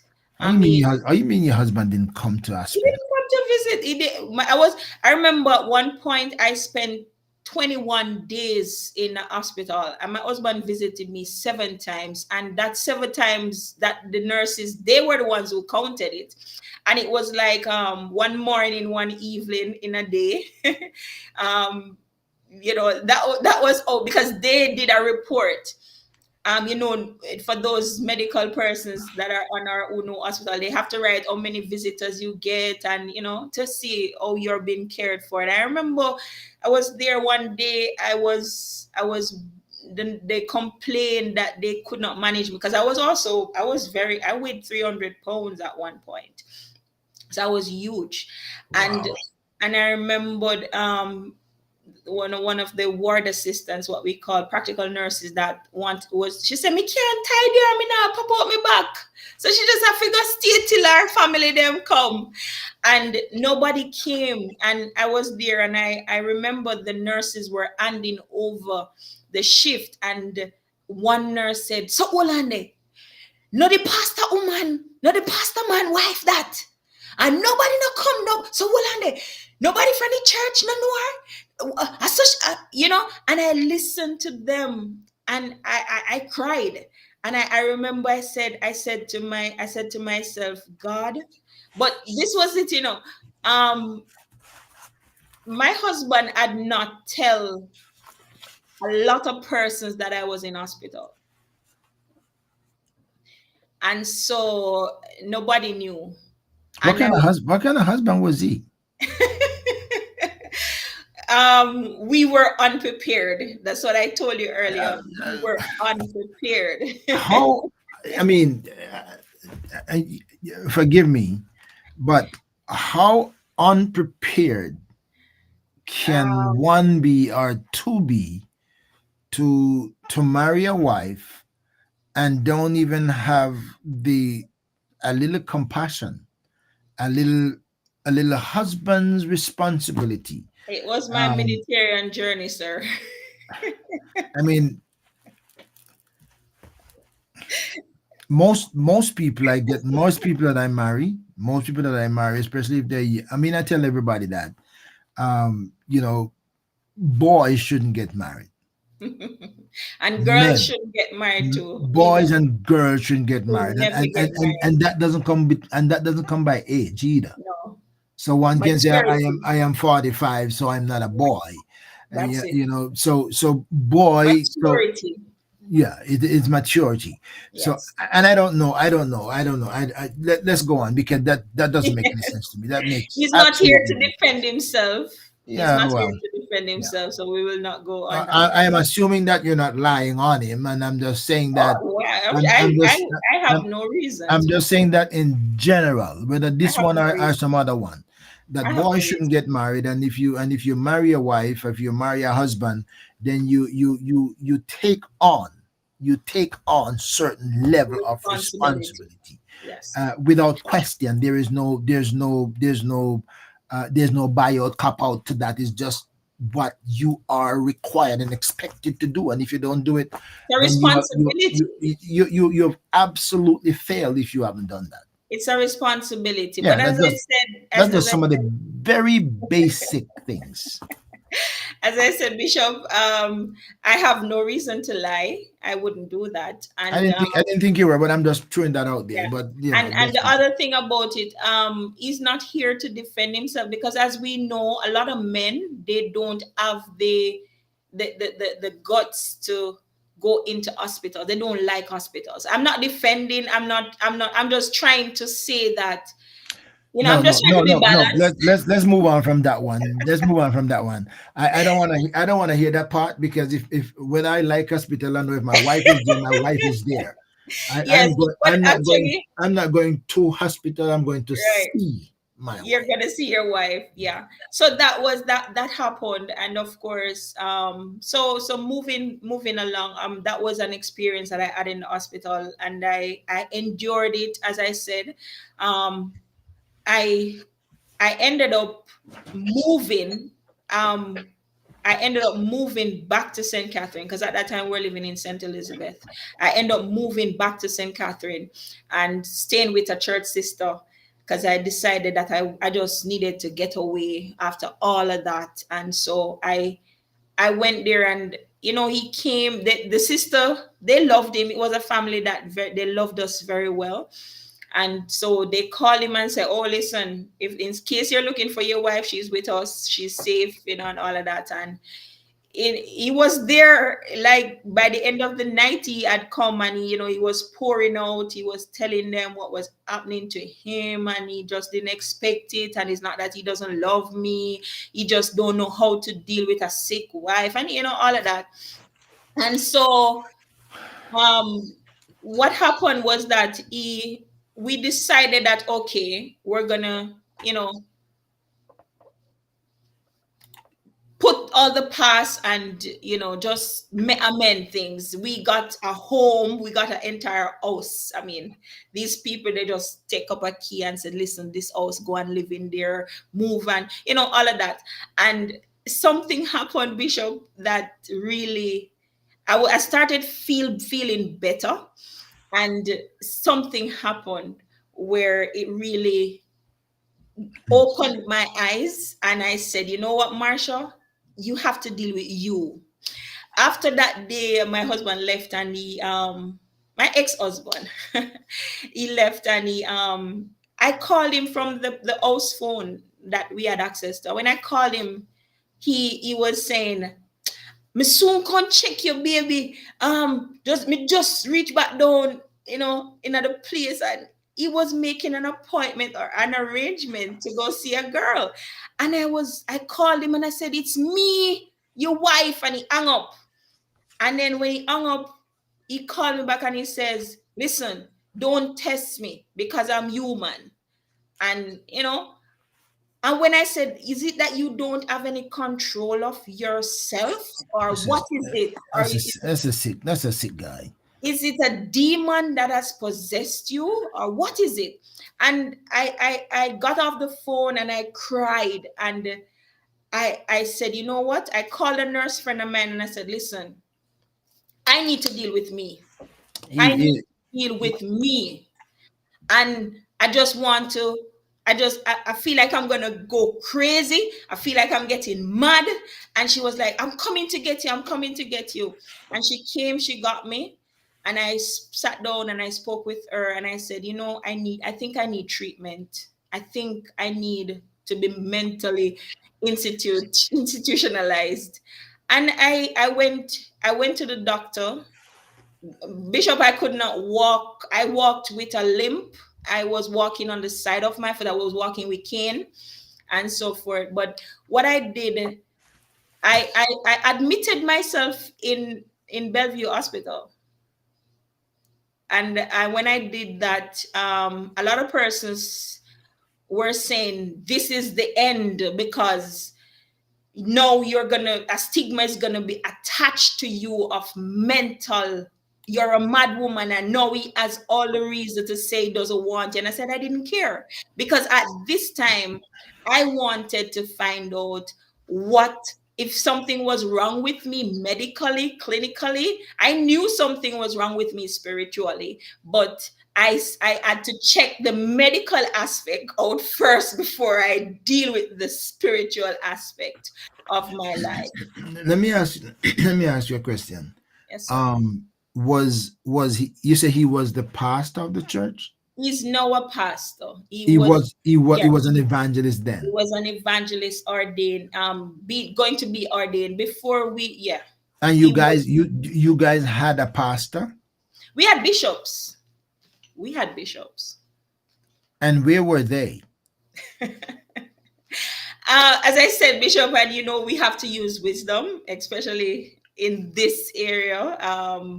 I mean, we'd have to call names, and I don't know. I don't know No, exactly. and but it's And not I don't just know. calling names, I don't but know exactly. that I don't know person. exactly. I don't know Yeah, exactly which. I didn't say which church you were going to no, then. okay, Right? I didn't ask what church you were going to, so I don't know where your right, church location was. okay. So we can go back and say who was the pastor or the bishop then. I That is, want to make it clear, yeah. I though. I am oblivious of that. So, Yes, but and I also want to make it clear, very clear, that I had left the Church of God of Prophecy at that time. I was now another a Pentecostal, but not prophecy. so you weren't. So So okay. I mean, so I had left prophecy. So okay. just in case persons So are so wondering so, if it so is any of prophecy. our prophecy bishops, no, it's not. So the prophecy not bearing the scars. All right. Uh, Let me make that unequivocally clear Okay, so that that that's one scar not belong to the children of prophecy. But no, my question still stands. My yes, question still stands. yes, sir. Were there no no leadership? Were there no observation? Were Yes, there nobody who cared? a lot, but There all wasn't they there could, anybody who cared about the family relationship, a the lot, man's wife. Nobody cared. a lot of care was given, a I whole mean, lot of I'm talking care. about leadership where counsel and guidance comes from. I remember one pastor refused to counsel us, and the reason, when I said, "Why you won't counsel us?" He said, "Because I love you both, and I would be biased." Come on, are you kidding? Are you kidding me? Listen, Yes. and again, I have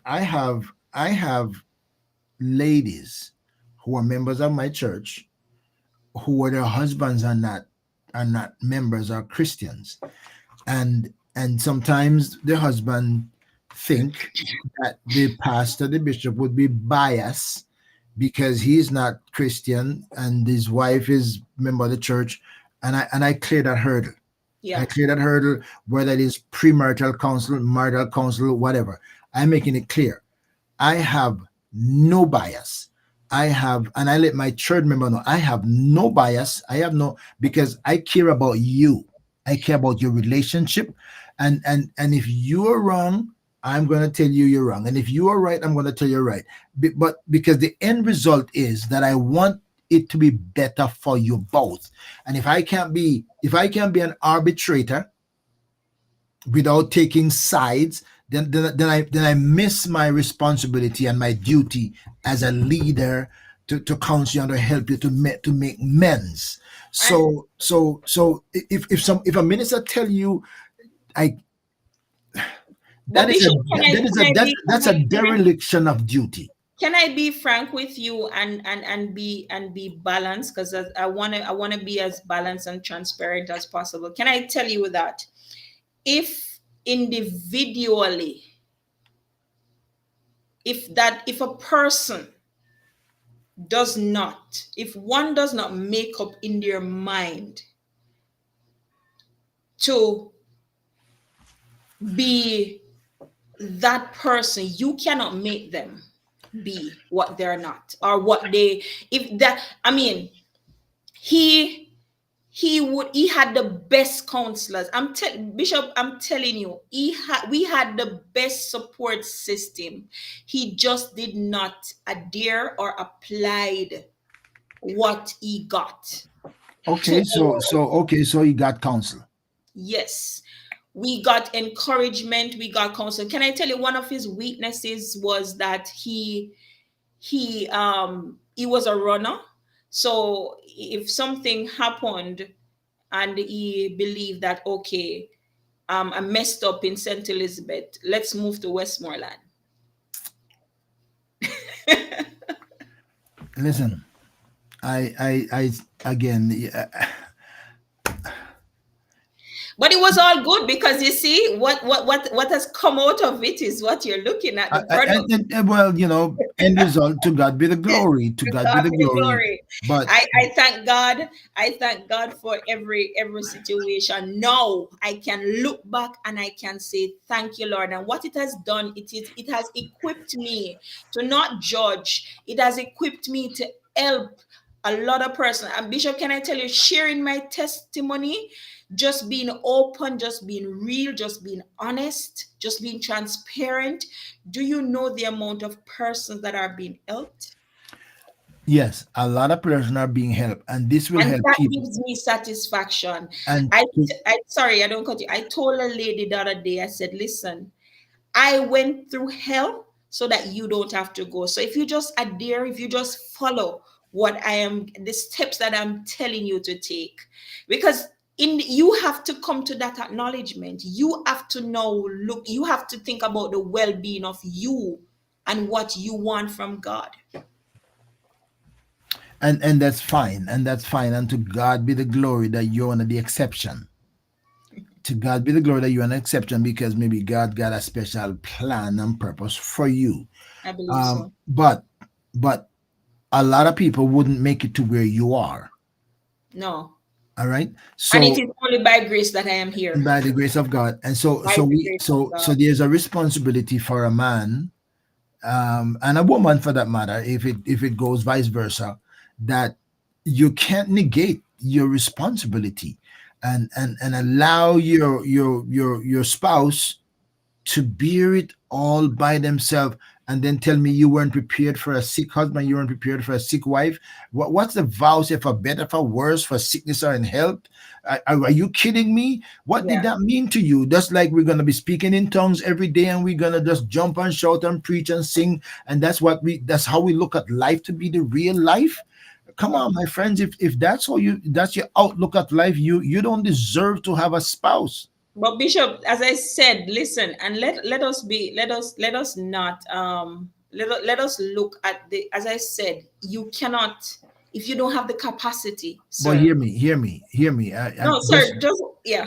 hear me. I'm putting this out there for not for your husband or your previous husband, but I'm putting it out there for those who wanna be husband and those who want to be wives, that you are going into this with a responsibility, and we can't expect God to just work all the miracles, because we expect God to just work all the miracles, because we supposed to be wise enough and care enough and be man enough and be responsible enough to be able to shoulder our responsibility. I If we don't mean, know how to, we can't. if you if you don't know how to before you go into it, find out, Don't because it's or not don't go into it. it's not just feeling good about somebody. I love this person for whatever Exactly. reason, for whatever reason. I So this is also one of the things that a lot of person, and that's what I share. I share. I said to people, listen, do not go into a relationship because of the physical. Oh, he's handsome, he's tall, he's dark. Oh, she's beautiful, she's talented, she is this. Never you do that, because when the time comes, when it's not a talent show, when it's not a beauty contest, what is going to happen to that person? And so I encourage a lot of persons, be friends with somebody before you get married. Don't just believe that, okay, we are Christians. Don't just believe that, okay, we speak in tongues. Don't just believe that, okay, we are anointed, because that will not work on the day. there are some things in marriage that you don't need to pray about. Exactly. There are But if some you things in don't marriage you know how just to do it, you just can't. there are some things in marriage you just need to do. You just Can I need to say do. can I say I'm, something, I'm not. Bishop? When I say you, I'm not talking to you, Marsha. No, I'm speaking to and somebody else. can I put a little icing and cherry, a little cherry on the cake? I shared this. I said, I mean, as a wife, I yes, I suffered, but don't think I was a nagging wife, in the sense of I knew he would he had infidelity issues, but the days when he did not have infidelity issues, I was judging him to say that, oh, you're gone out with so and so. So as I'm saying to you, sir, that our capacity, something happened, and instead of getting past it, I would judge him about it. Even when he's trying to not do it, I would say, oh, you come in late last night, that is where you went, and so forth. So I didn't have any chill either. I mean, I understand you, and again, my friend, we're not fighting on this. We're not fighting on Yes. this. No, I just But wanted to be clear, because a lot of times we are one-sided in thinking that, okay, the infidelity caused me to do to be like this. No, he had his issue, I had mine, and that is what happens in a lot of relationships. I mean, there's never one person at fault. There's always, it takes two to tangle. You understand? So I have pledged myself to never be bitter. I'm not bitter with him. I'm not angry. I want to be better. I want to help another relationship to be better than mine. I was talking to a couple, not a couple, a wife, and I was saying to her, listen, when was the last time you took out a suit of clothes for your husband and iron it and put it down and say, listen, if you want to come to church, there is a prepared clothes? She said, Mina, no.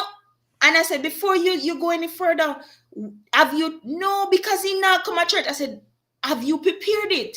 I said, iron the clothes, hang it up, take out the shoes, put down something and say, listen, if just in case you want to come to church, come, instead of you sitting down and saying, oh, I'm not coming to church.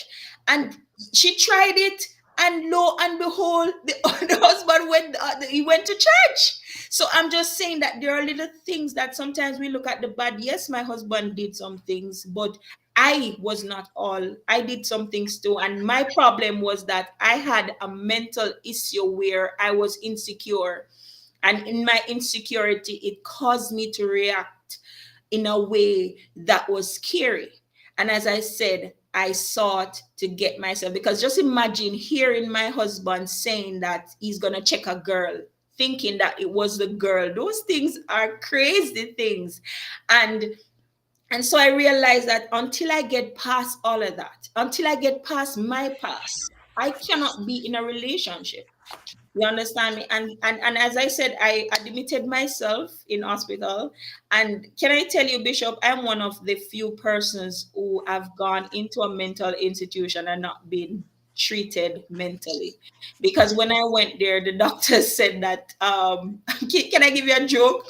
When I went there and they asked me who will visit you and all of that, I said I have nobody, because of the previous experience in hospital saying, oh, I'm married and everything. I just went undercover.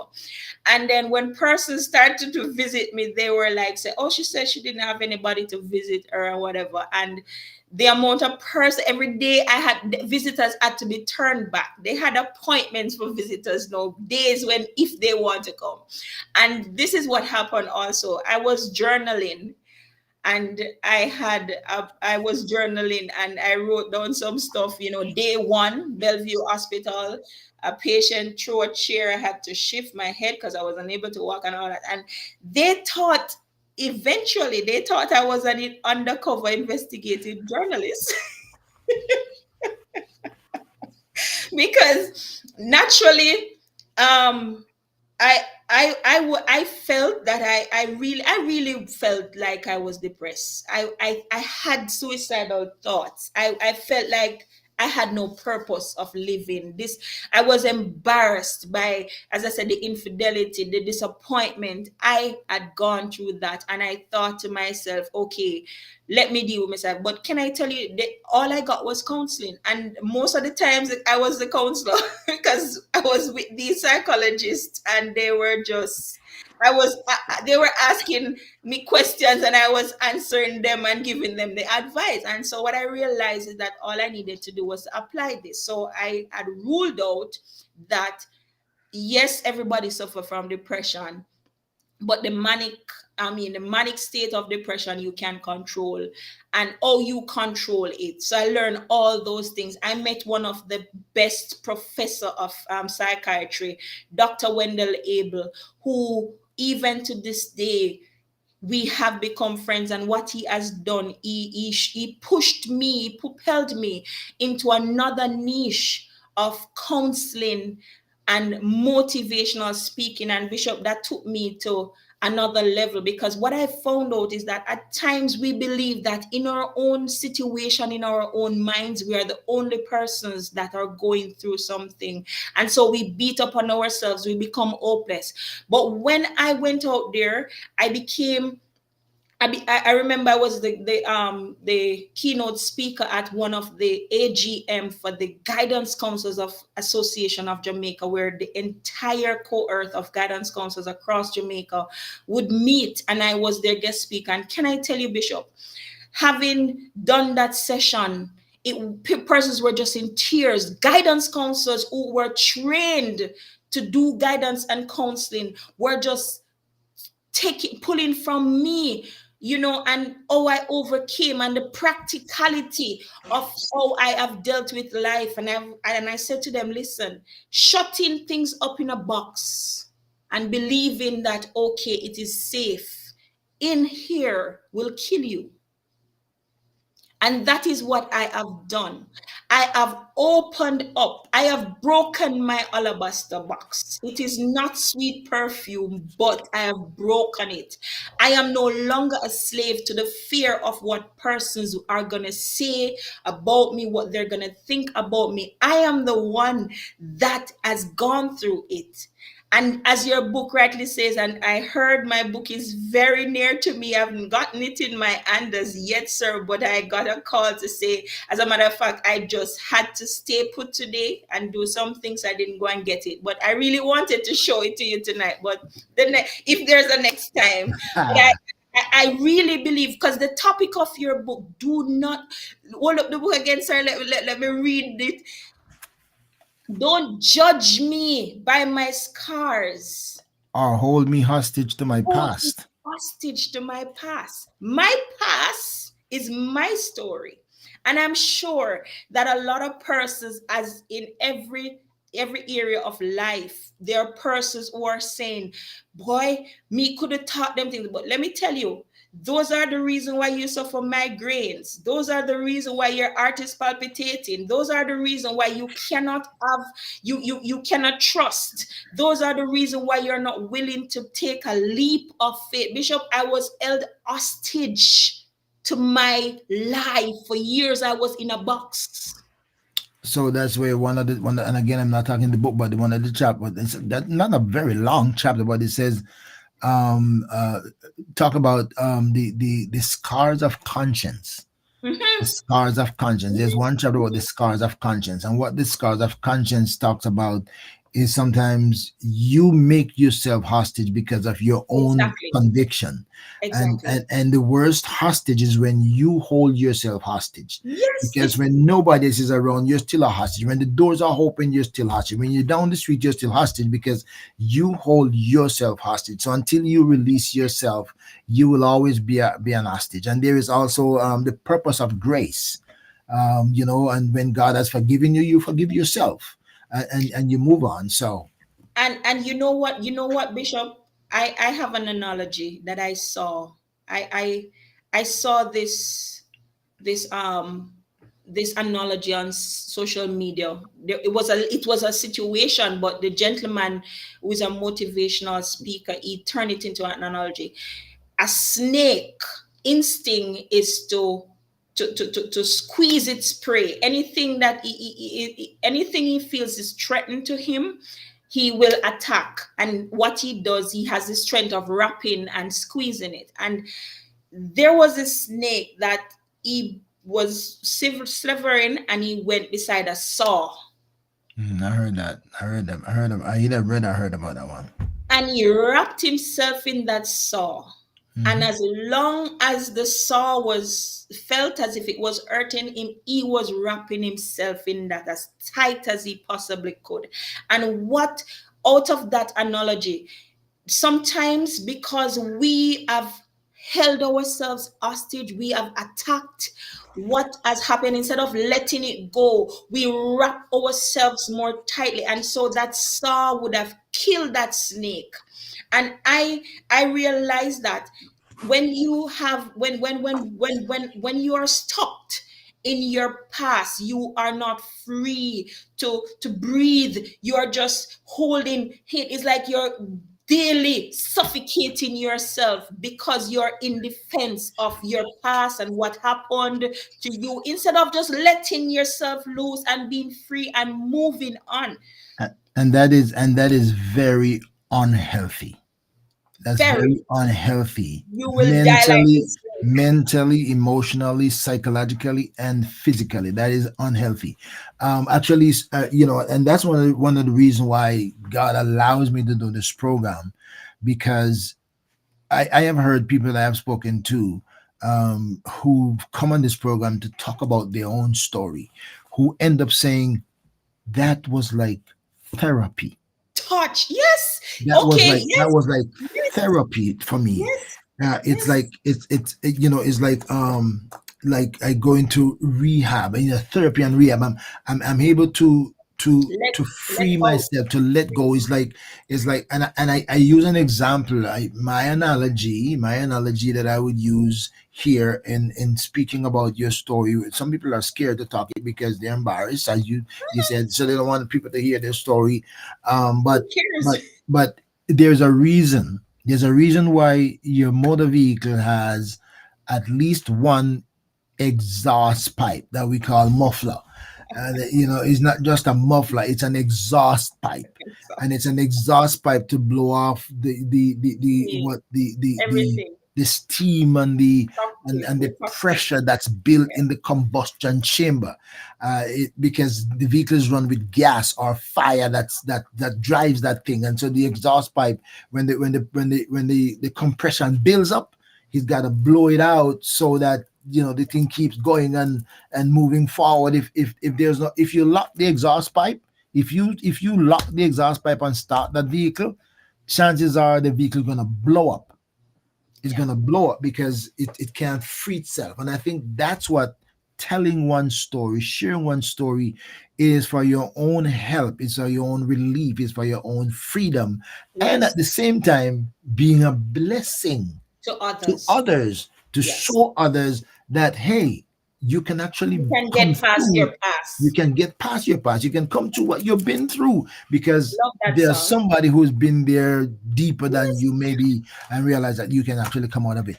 And So even accepting, and even sometimes, as I said, marriages are on the rocks. They are about to get divorced, and they can now correct themselves by looking into themselves and saying, you know what, let me change. how You do know we what? pause and take a stop and Yes. do something Yes. different? Different, let's try again on this term, on instead of blaming. Oh, and one of the thing is that nobody likes to take the blame. Nobody likes to say, okay, I am wrong. Everybody likes to throw the blame. And I can tell you, the first one of the first thing I did in healing was, I I mentally I said, okay, so yes, this happened, but I'm not gonna allow it to hold me captive anymore. I'm letting it go. And the moment I opened up, the moment, one of the hardest thing for me to had to talk about, Bishop, was my childhood. And can I tell you, the moment I opened up about it, I I got rid of. I used to believe that every man is a predator. I used to believe that I had this kind of instinct that if I see a man beside a child, instantly you know, I would be And and and, triggered. and that's from from your own trauma. My own trauma. You understand me? Now I am better able to analyze. I am better able to see if and what, instead of just jumping to conclusion and just because what that does, it doesn't give you, when you can relax, as a there's this video circulating about don't judge quickly, and at the moment you can see something and just jump. And sometimes you hurt people not knowing, you say things people are hurt, you do things people are hurt for the wrong concept, because you had an issue and you believe that, okay, that is the sign, but it's not. So what it has, I am the beneficiary of everything that has happened. It was rough at the moment, and as I said, God would have given me the opportunity. Bishop, I have gotten a new body. As I said, I used to be on every hospital clinic. I was taking 26 tablets a day. Wow. One of the tablets, the doctor said I'll have to take it for the rest of my life. Bishop, I don't even take Panadols now. And I'm a nurse and I'm not against I medication. haven't heard the word Panadol in a long time, but Panadol and Fensic, I haven't heard those in a Right, long time. caffeinol, caffeinol. Caffeinol, But Panadol, but Fensic. Yeah. I'm just saying that there are some of us, and I am saying us because I was there. I used to be so sick every day, me sick, Bishop. Me feeling pain here, there, and everywhere. And I would go to doctor and they would do all these tests. And then sometimes I believe they would just say, okay, yes, you have this situation. And honestly, I remember I went to a doctor once and the doctor gave me a prescription. And on that prescription was metformin. And when I said to the doctor, I said, Doc, am I diabetic? And he said, why you ask? I said, because metformin is a diabetic medication. He didn't know that I had the knowledge of medication. You know what that doctor said to me, Bishop? He said, he took back the prescription and signed it, and then he ripped it. And I said, why did you do that, doctor? And another one of my god brother was with me and he said, Doc, he's a pharmacist. And we backed up the doctor. Do you know what the doctor excuse was? I was overweight. And so he was giving me metformin to lose weight. So Hmm. just imagine how many other doctors decide to just give you And a the and the medication. and the after effect of that, the come, you know what that, yeah, yeah. Exactly.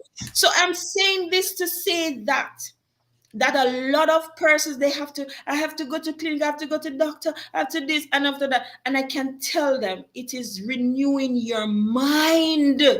Because the day I dumped all my medication and I said, God, if I die, I die, I am not taking any more.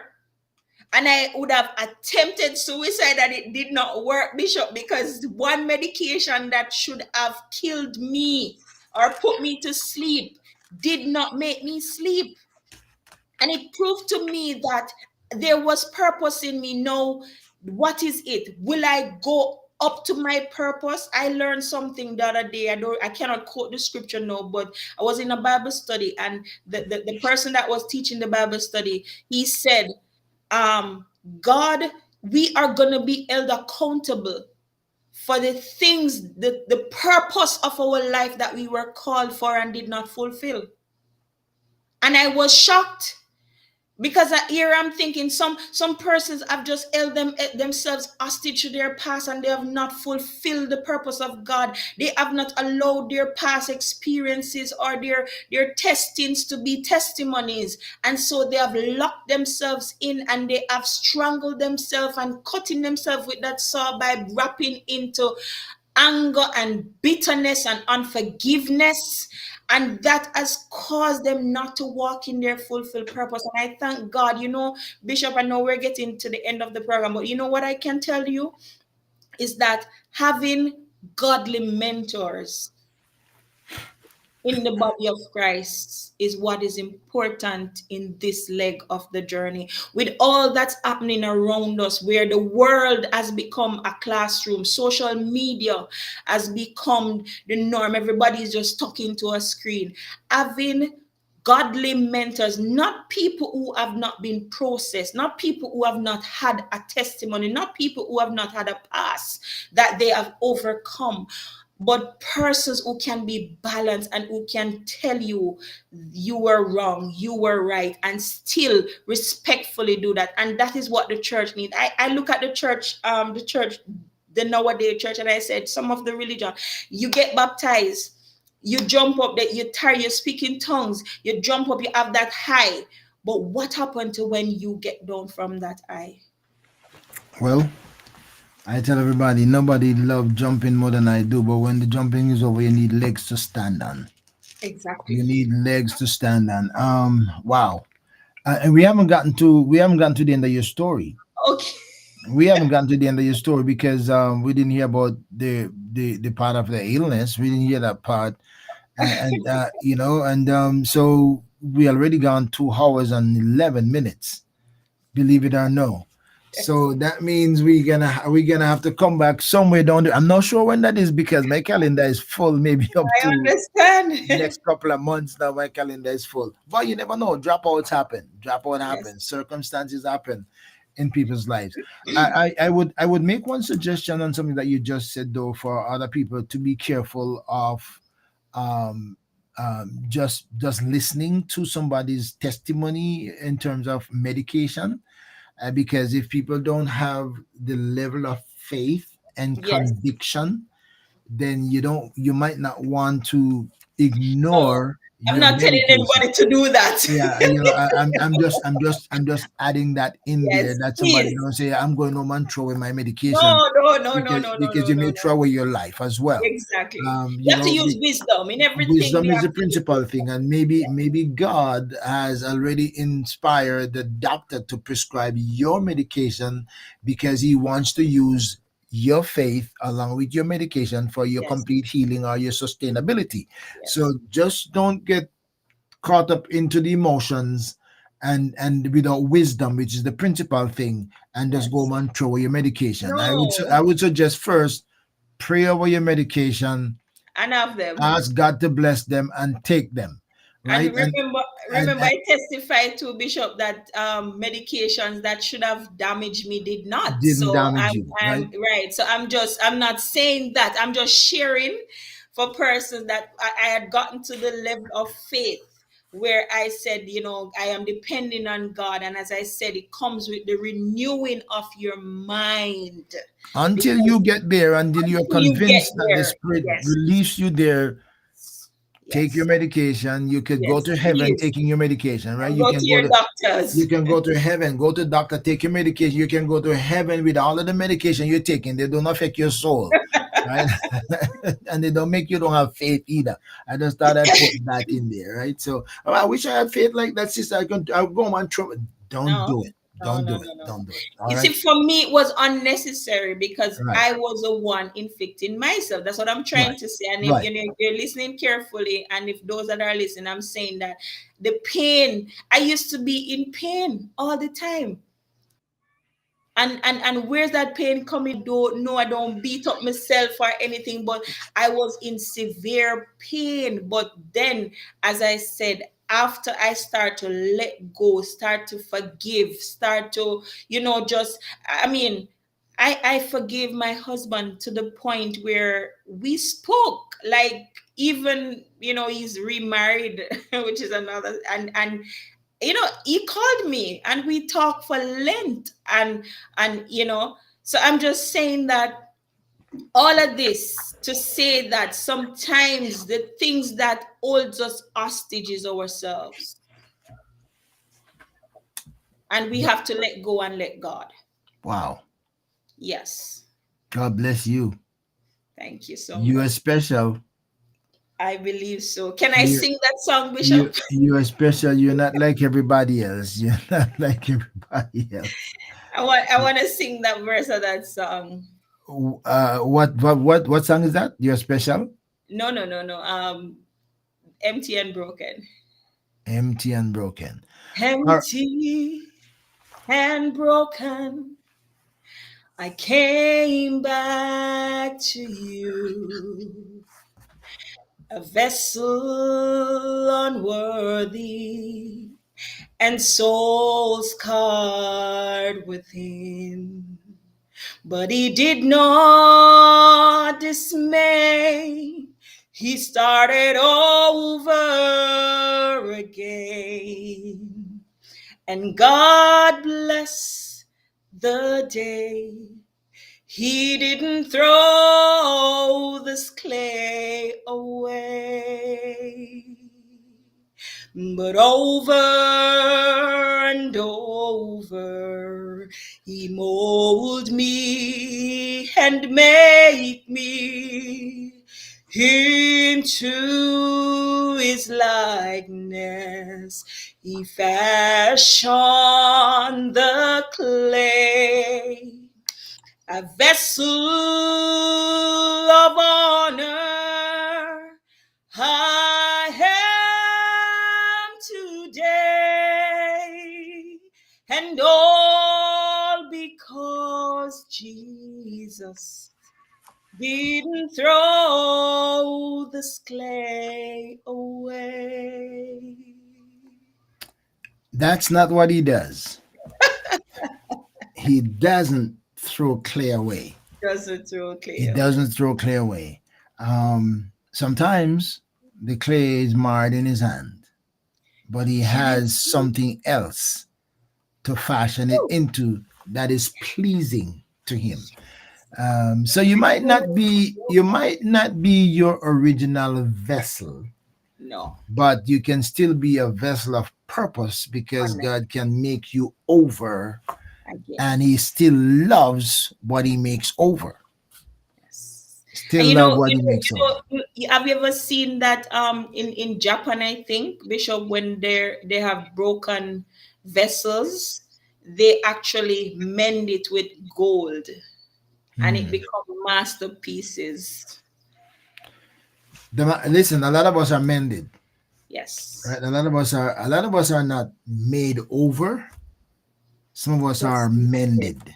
All right. Broken, but Sometimes we are so shattered that He has to make us over. Some of us are yes, just broken, battered, and broken, but bruised. Yes. battered and bruised, and he's just gotta reshape us sometimes. Oh my God, we this is this conversation with Marsha Blagrove.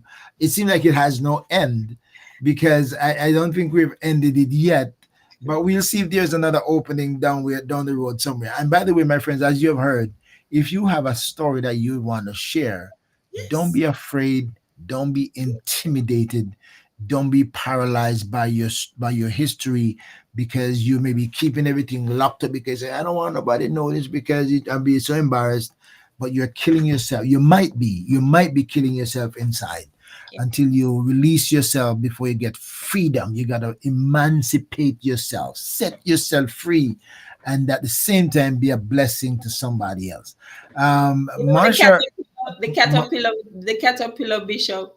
When a caterpillar going into a cocoon, he feeds himself and he wrapped himself in that cocoon. And never you try to open it because if you open it, you won't get the butterfly. Allow it yeah, to open by itself, and then you will see how free and how beautiful. that thing look like a piece of wood laying down somewhere, and then just black, dirty, looking like a piece of wood until it matures and Yes, comes out.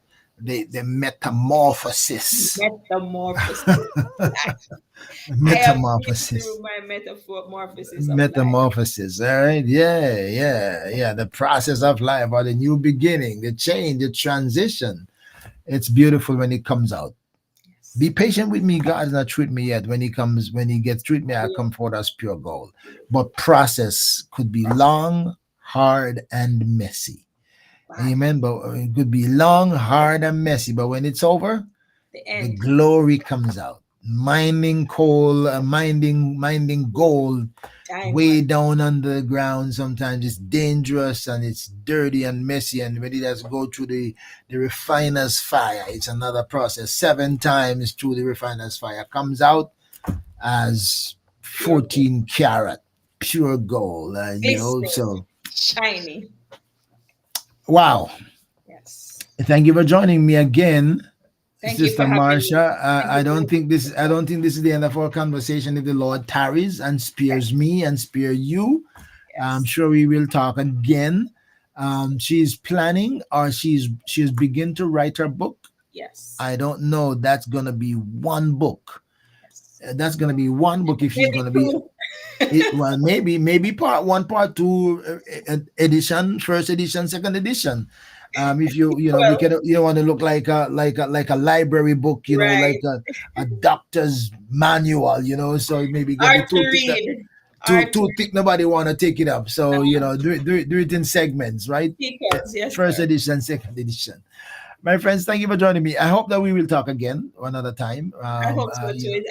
And thank you so much, Bishop. I know it was just, it was you didn't, as you said, you don't know me, and but recommendations, and I thank all those who have referred and recommend and have spoke very highly about me. I think I'm walking in the favor of God. Hearts are being healed, persons are being delivered, persons are being blessed, encouraged, strengthened. And it is my purpose to walk in the will of God and to do what He has purposed in my life to do. And so, thank you for inviting me. Thank you for giving me this opportunity. Thank you for giving me this audience. And I bless your program, and I pray that doors will be open and others will come on and share also. It's a good work that you're doing. Thank you for answering the call and doing. Thank you so much. And you're not gonna. I think you went away last week. Did you? I think Yes, you I went did. out before. You went out before I said goodbye. So you don't. You're gonna call. You're gonna go off like how we came on, Okay, sir, right? So no we're problem. gonna say goodbye to everybody else, and then when we get offline, we're gonna talk Okay, afterwards. So don't go okay, away. okay, sir. My friends. God bless you all. Thank you for joining me again. Stay connected and look out for Marsha's book when she releases it. I look forward to reading that book when it comes out. Something I want to say: the good thing about programs like this, and it's live on Facebook, YouTube, and Yes, and and going and on. it's and it's not going anywhere. No. It's not going anywhere as long as these platforms remain. Yes. They can Yes. always go back and find you and find your story and share your story and listen your story 1,000 times and share it to 100 people if they know that it will be a blessing to them. Another thing about stories is that you only heaven will record Yes. the impact that somebody's story will have on Yes. the life of somebody else. Yeah. When you get to heaven, you might be surprised when you get reward at the judgment seat of Christ, when you're getting your rewards, and God said, I'm giving you this crown of Hallelujah. rejoicing or this crown of glory because you have impacted somebody's life. You have changed somebody's life. You have caused somebody to internalize their own situation and turn their lives around. And as a result of that, I have a reward for you. And you might be surprised when they get to him and say, God, how did I, when did I? And say, okay, he remind you. As a matter of fact, he won't remind you because back then you'll have a perfect mind. So Yes. the things that you don't know now, you will know then when the you know in part now understand in part and everything. But when that which in part is done away, then that which is perfect shall come in. And then when you get the mind like Christ, then the things you Hallelujah. don't understand now, Glory to the God. finiteness of your mind will be gone, and then you'll have infinite Infinite. wisdom, Woo. knowledge, and understanding. Hallelujah. You shall be like him. Thank you for Hallelujah. joining us, my friends. If you have a story, don't be afraid to share it. The door is open. Email me at orbminister@gmail.com. I'd be more than happy to put you on my calendar so we can plan to share your story. And by the way, don't forget to get a copy of Don't Judge Me by My Scars or Hold Me Hostage to My Past. If you're in the United States or any of its territories, you can get an autographed copy from me directly with my autograph in it. Outside of the United States and other territories, you can get it from Amazon or your local bookstore. I look forward to having you next time on Let's Talk with the Doc. Until then, my friends, take the best care of yourselves. Be good, Thanks to be all our strong, viewing audience, Sister Powell, all who have joined on. Thank you so much. God bless and you all. and there's a saying that if you can't be good, Be be careful. careful. All right. Yes. Until then, have yourselves a great night. You can still share the program. Once I say good night, you can share the program, go back and listen and share it with your friends and family because it might be a source of inspiration. You might save a marriage, you might save a relationship, you might save a life, you might save a soul. God bless you. I'll see you again. You stay there, Sister Mars. Well, thank you for checking in on ORB Ministries. I trust that you will share with your friends, subscribe, hit the bell for notification, and stay tuned because you never know what's next or who will join the conversation.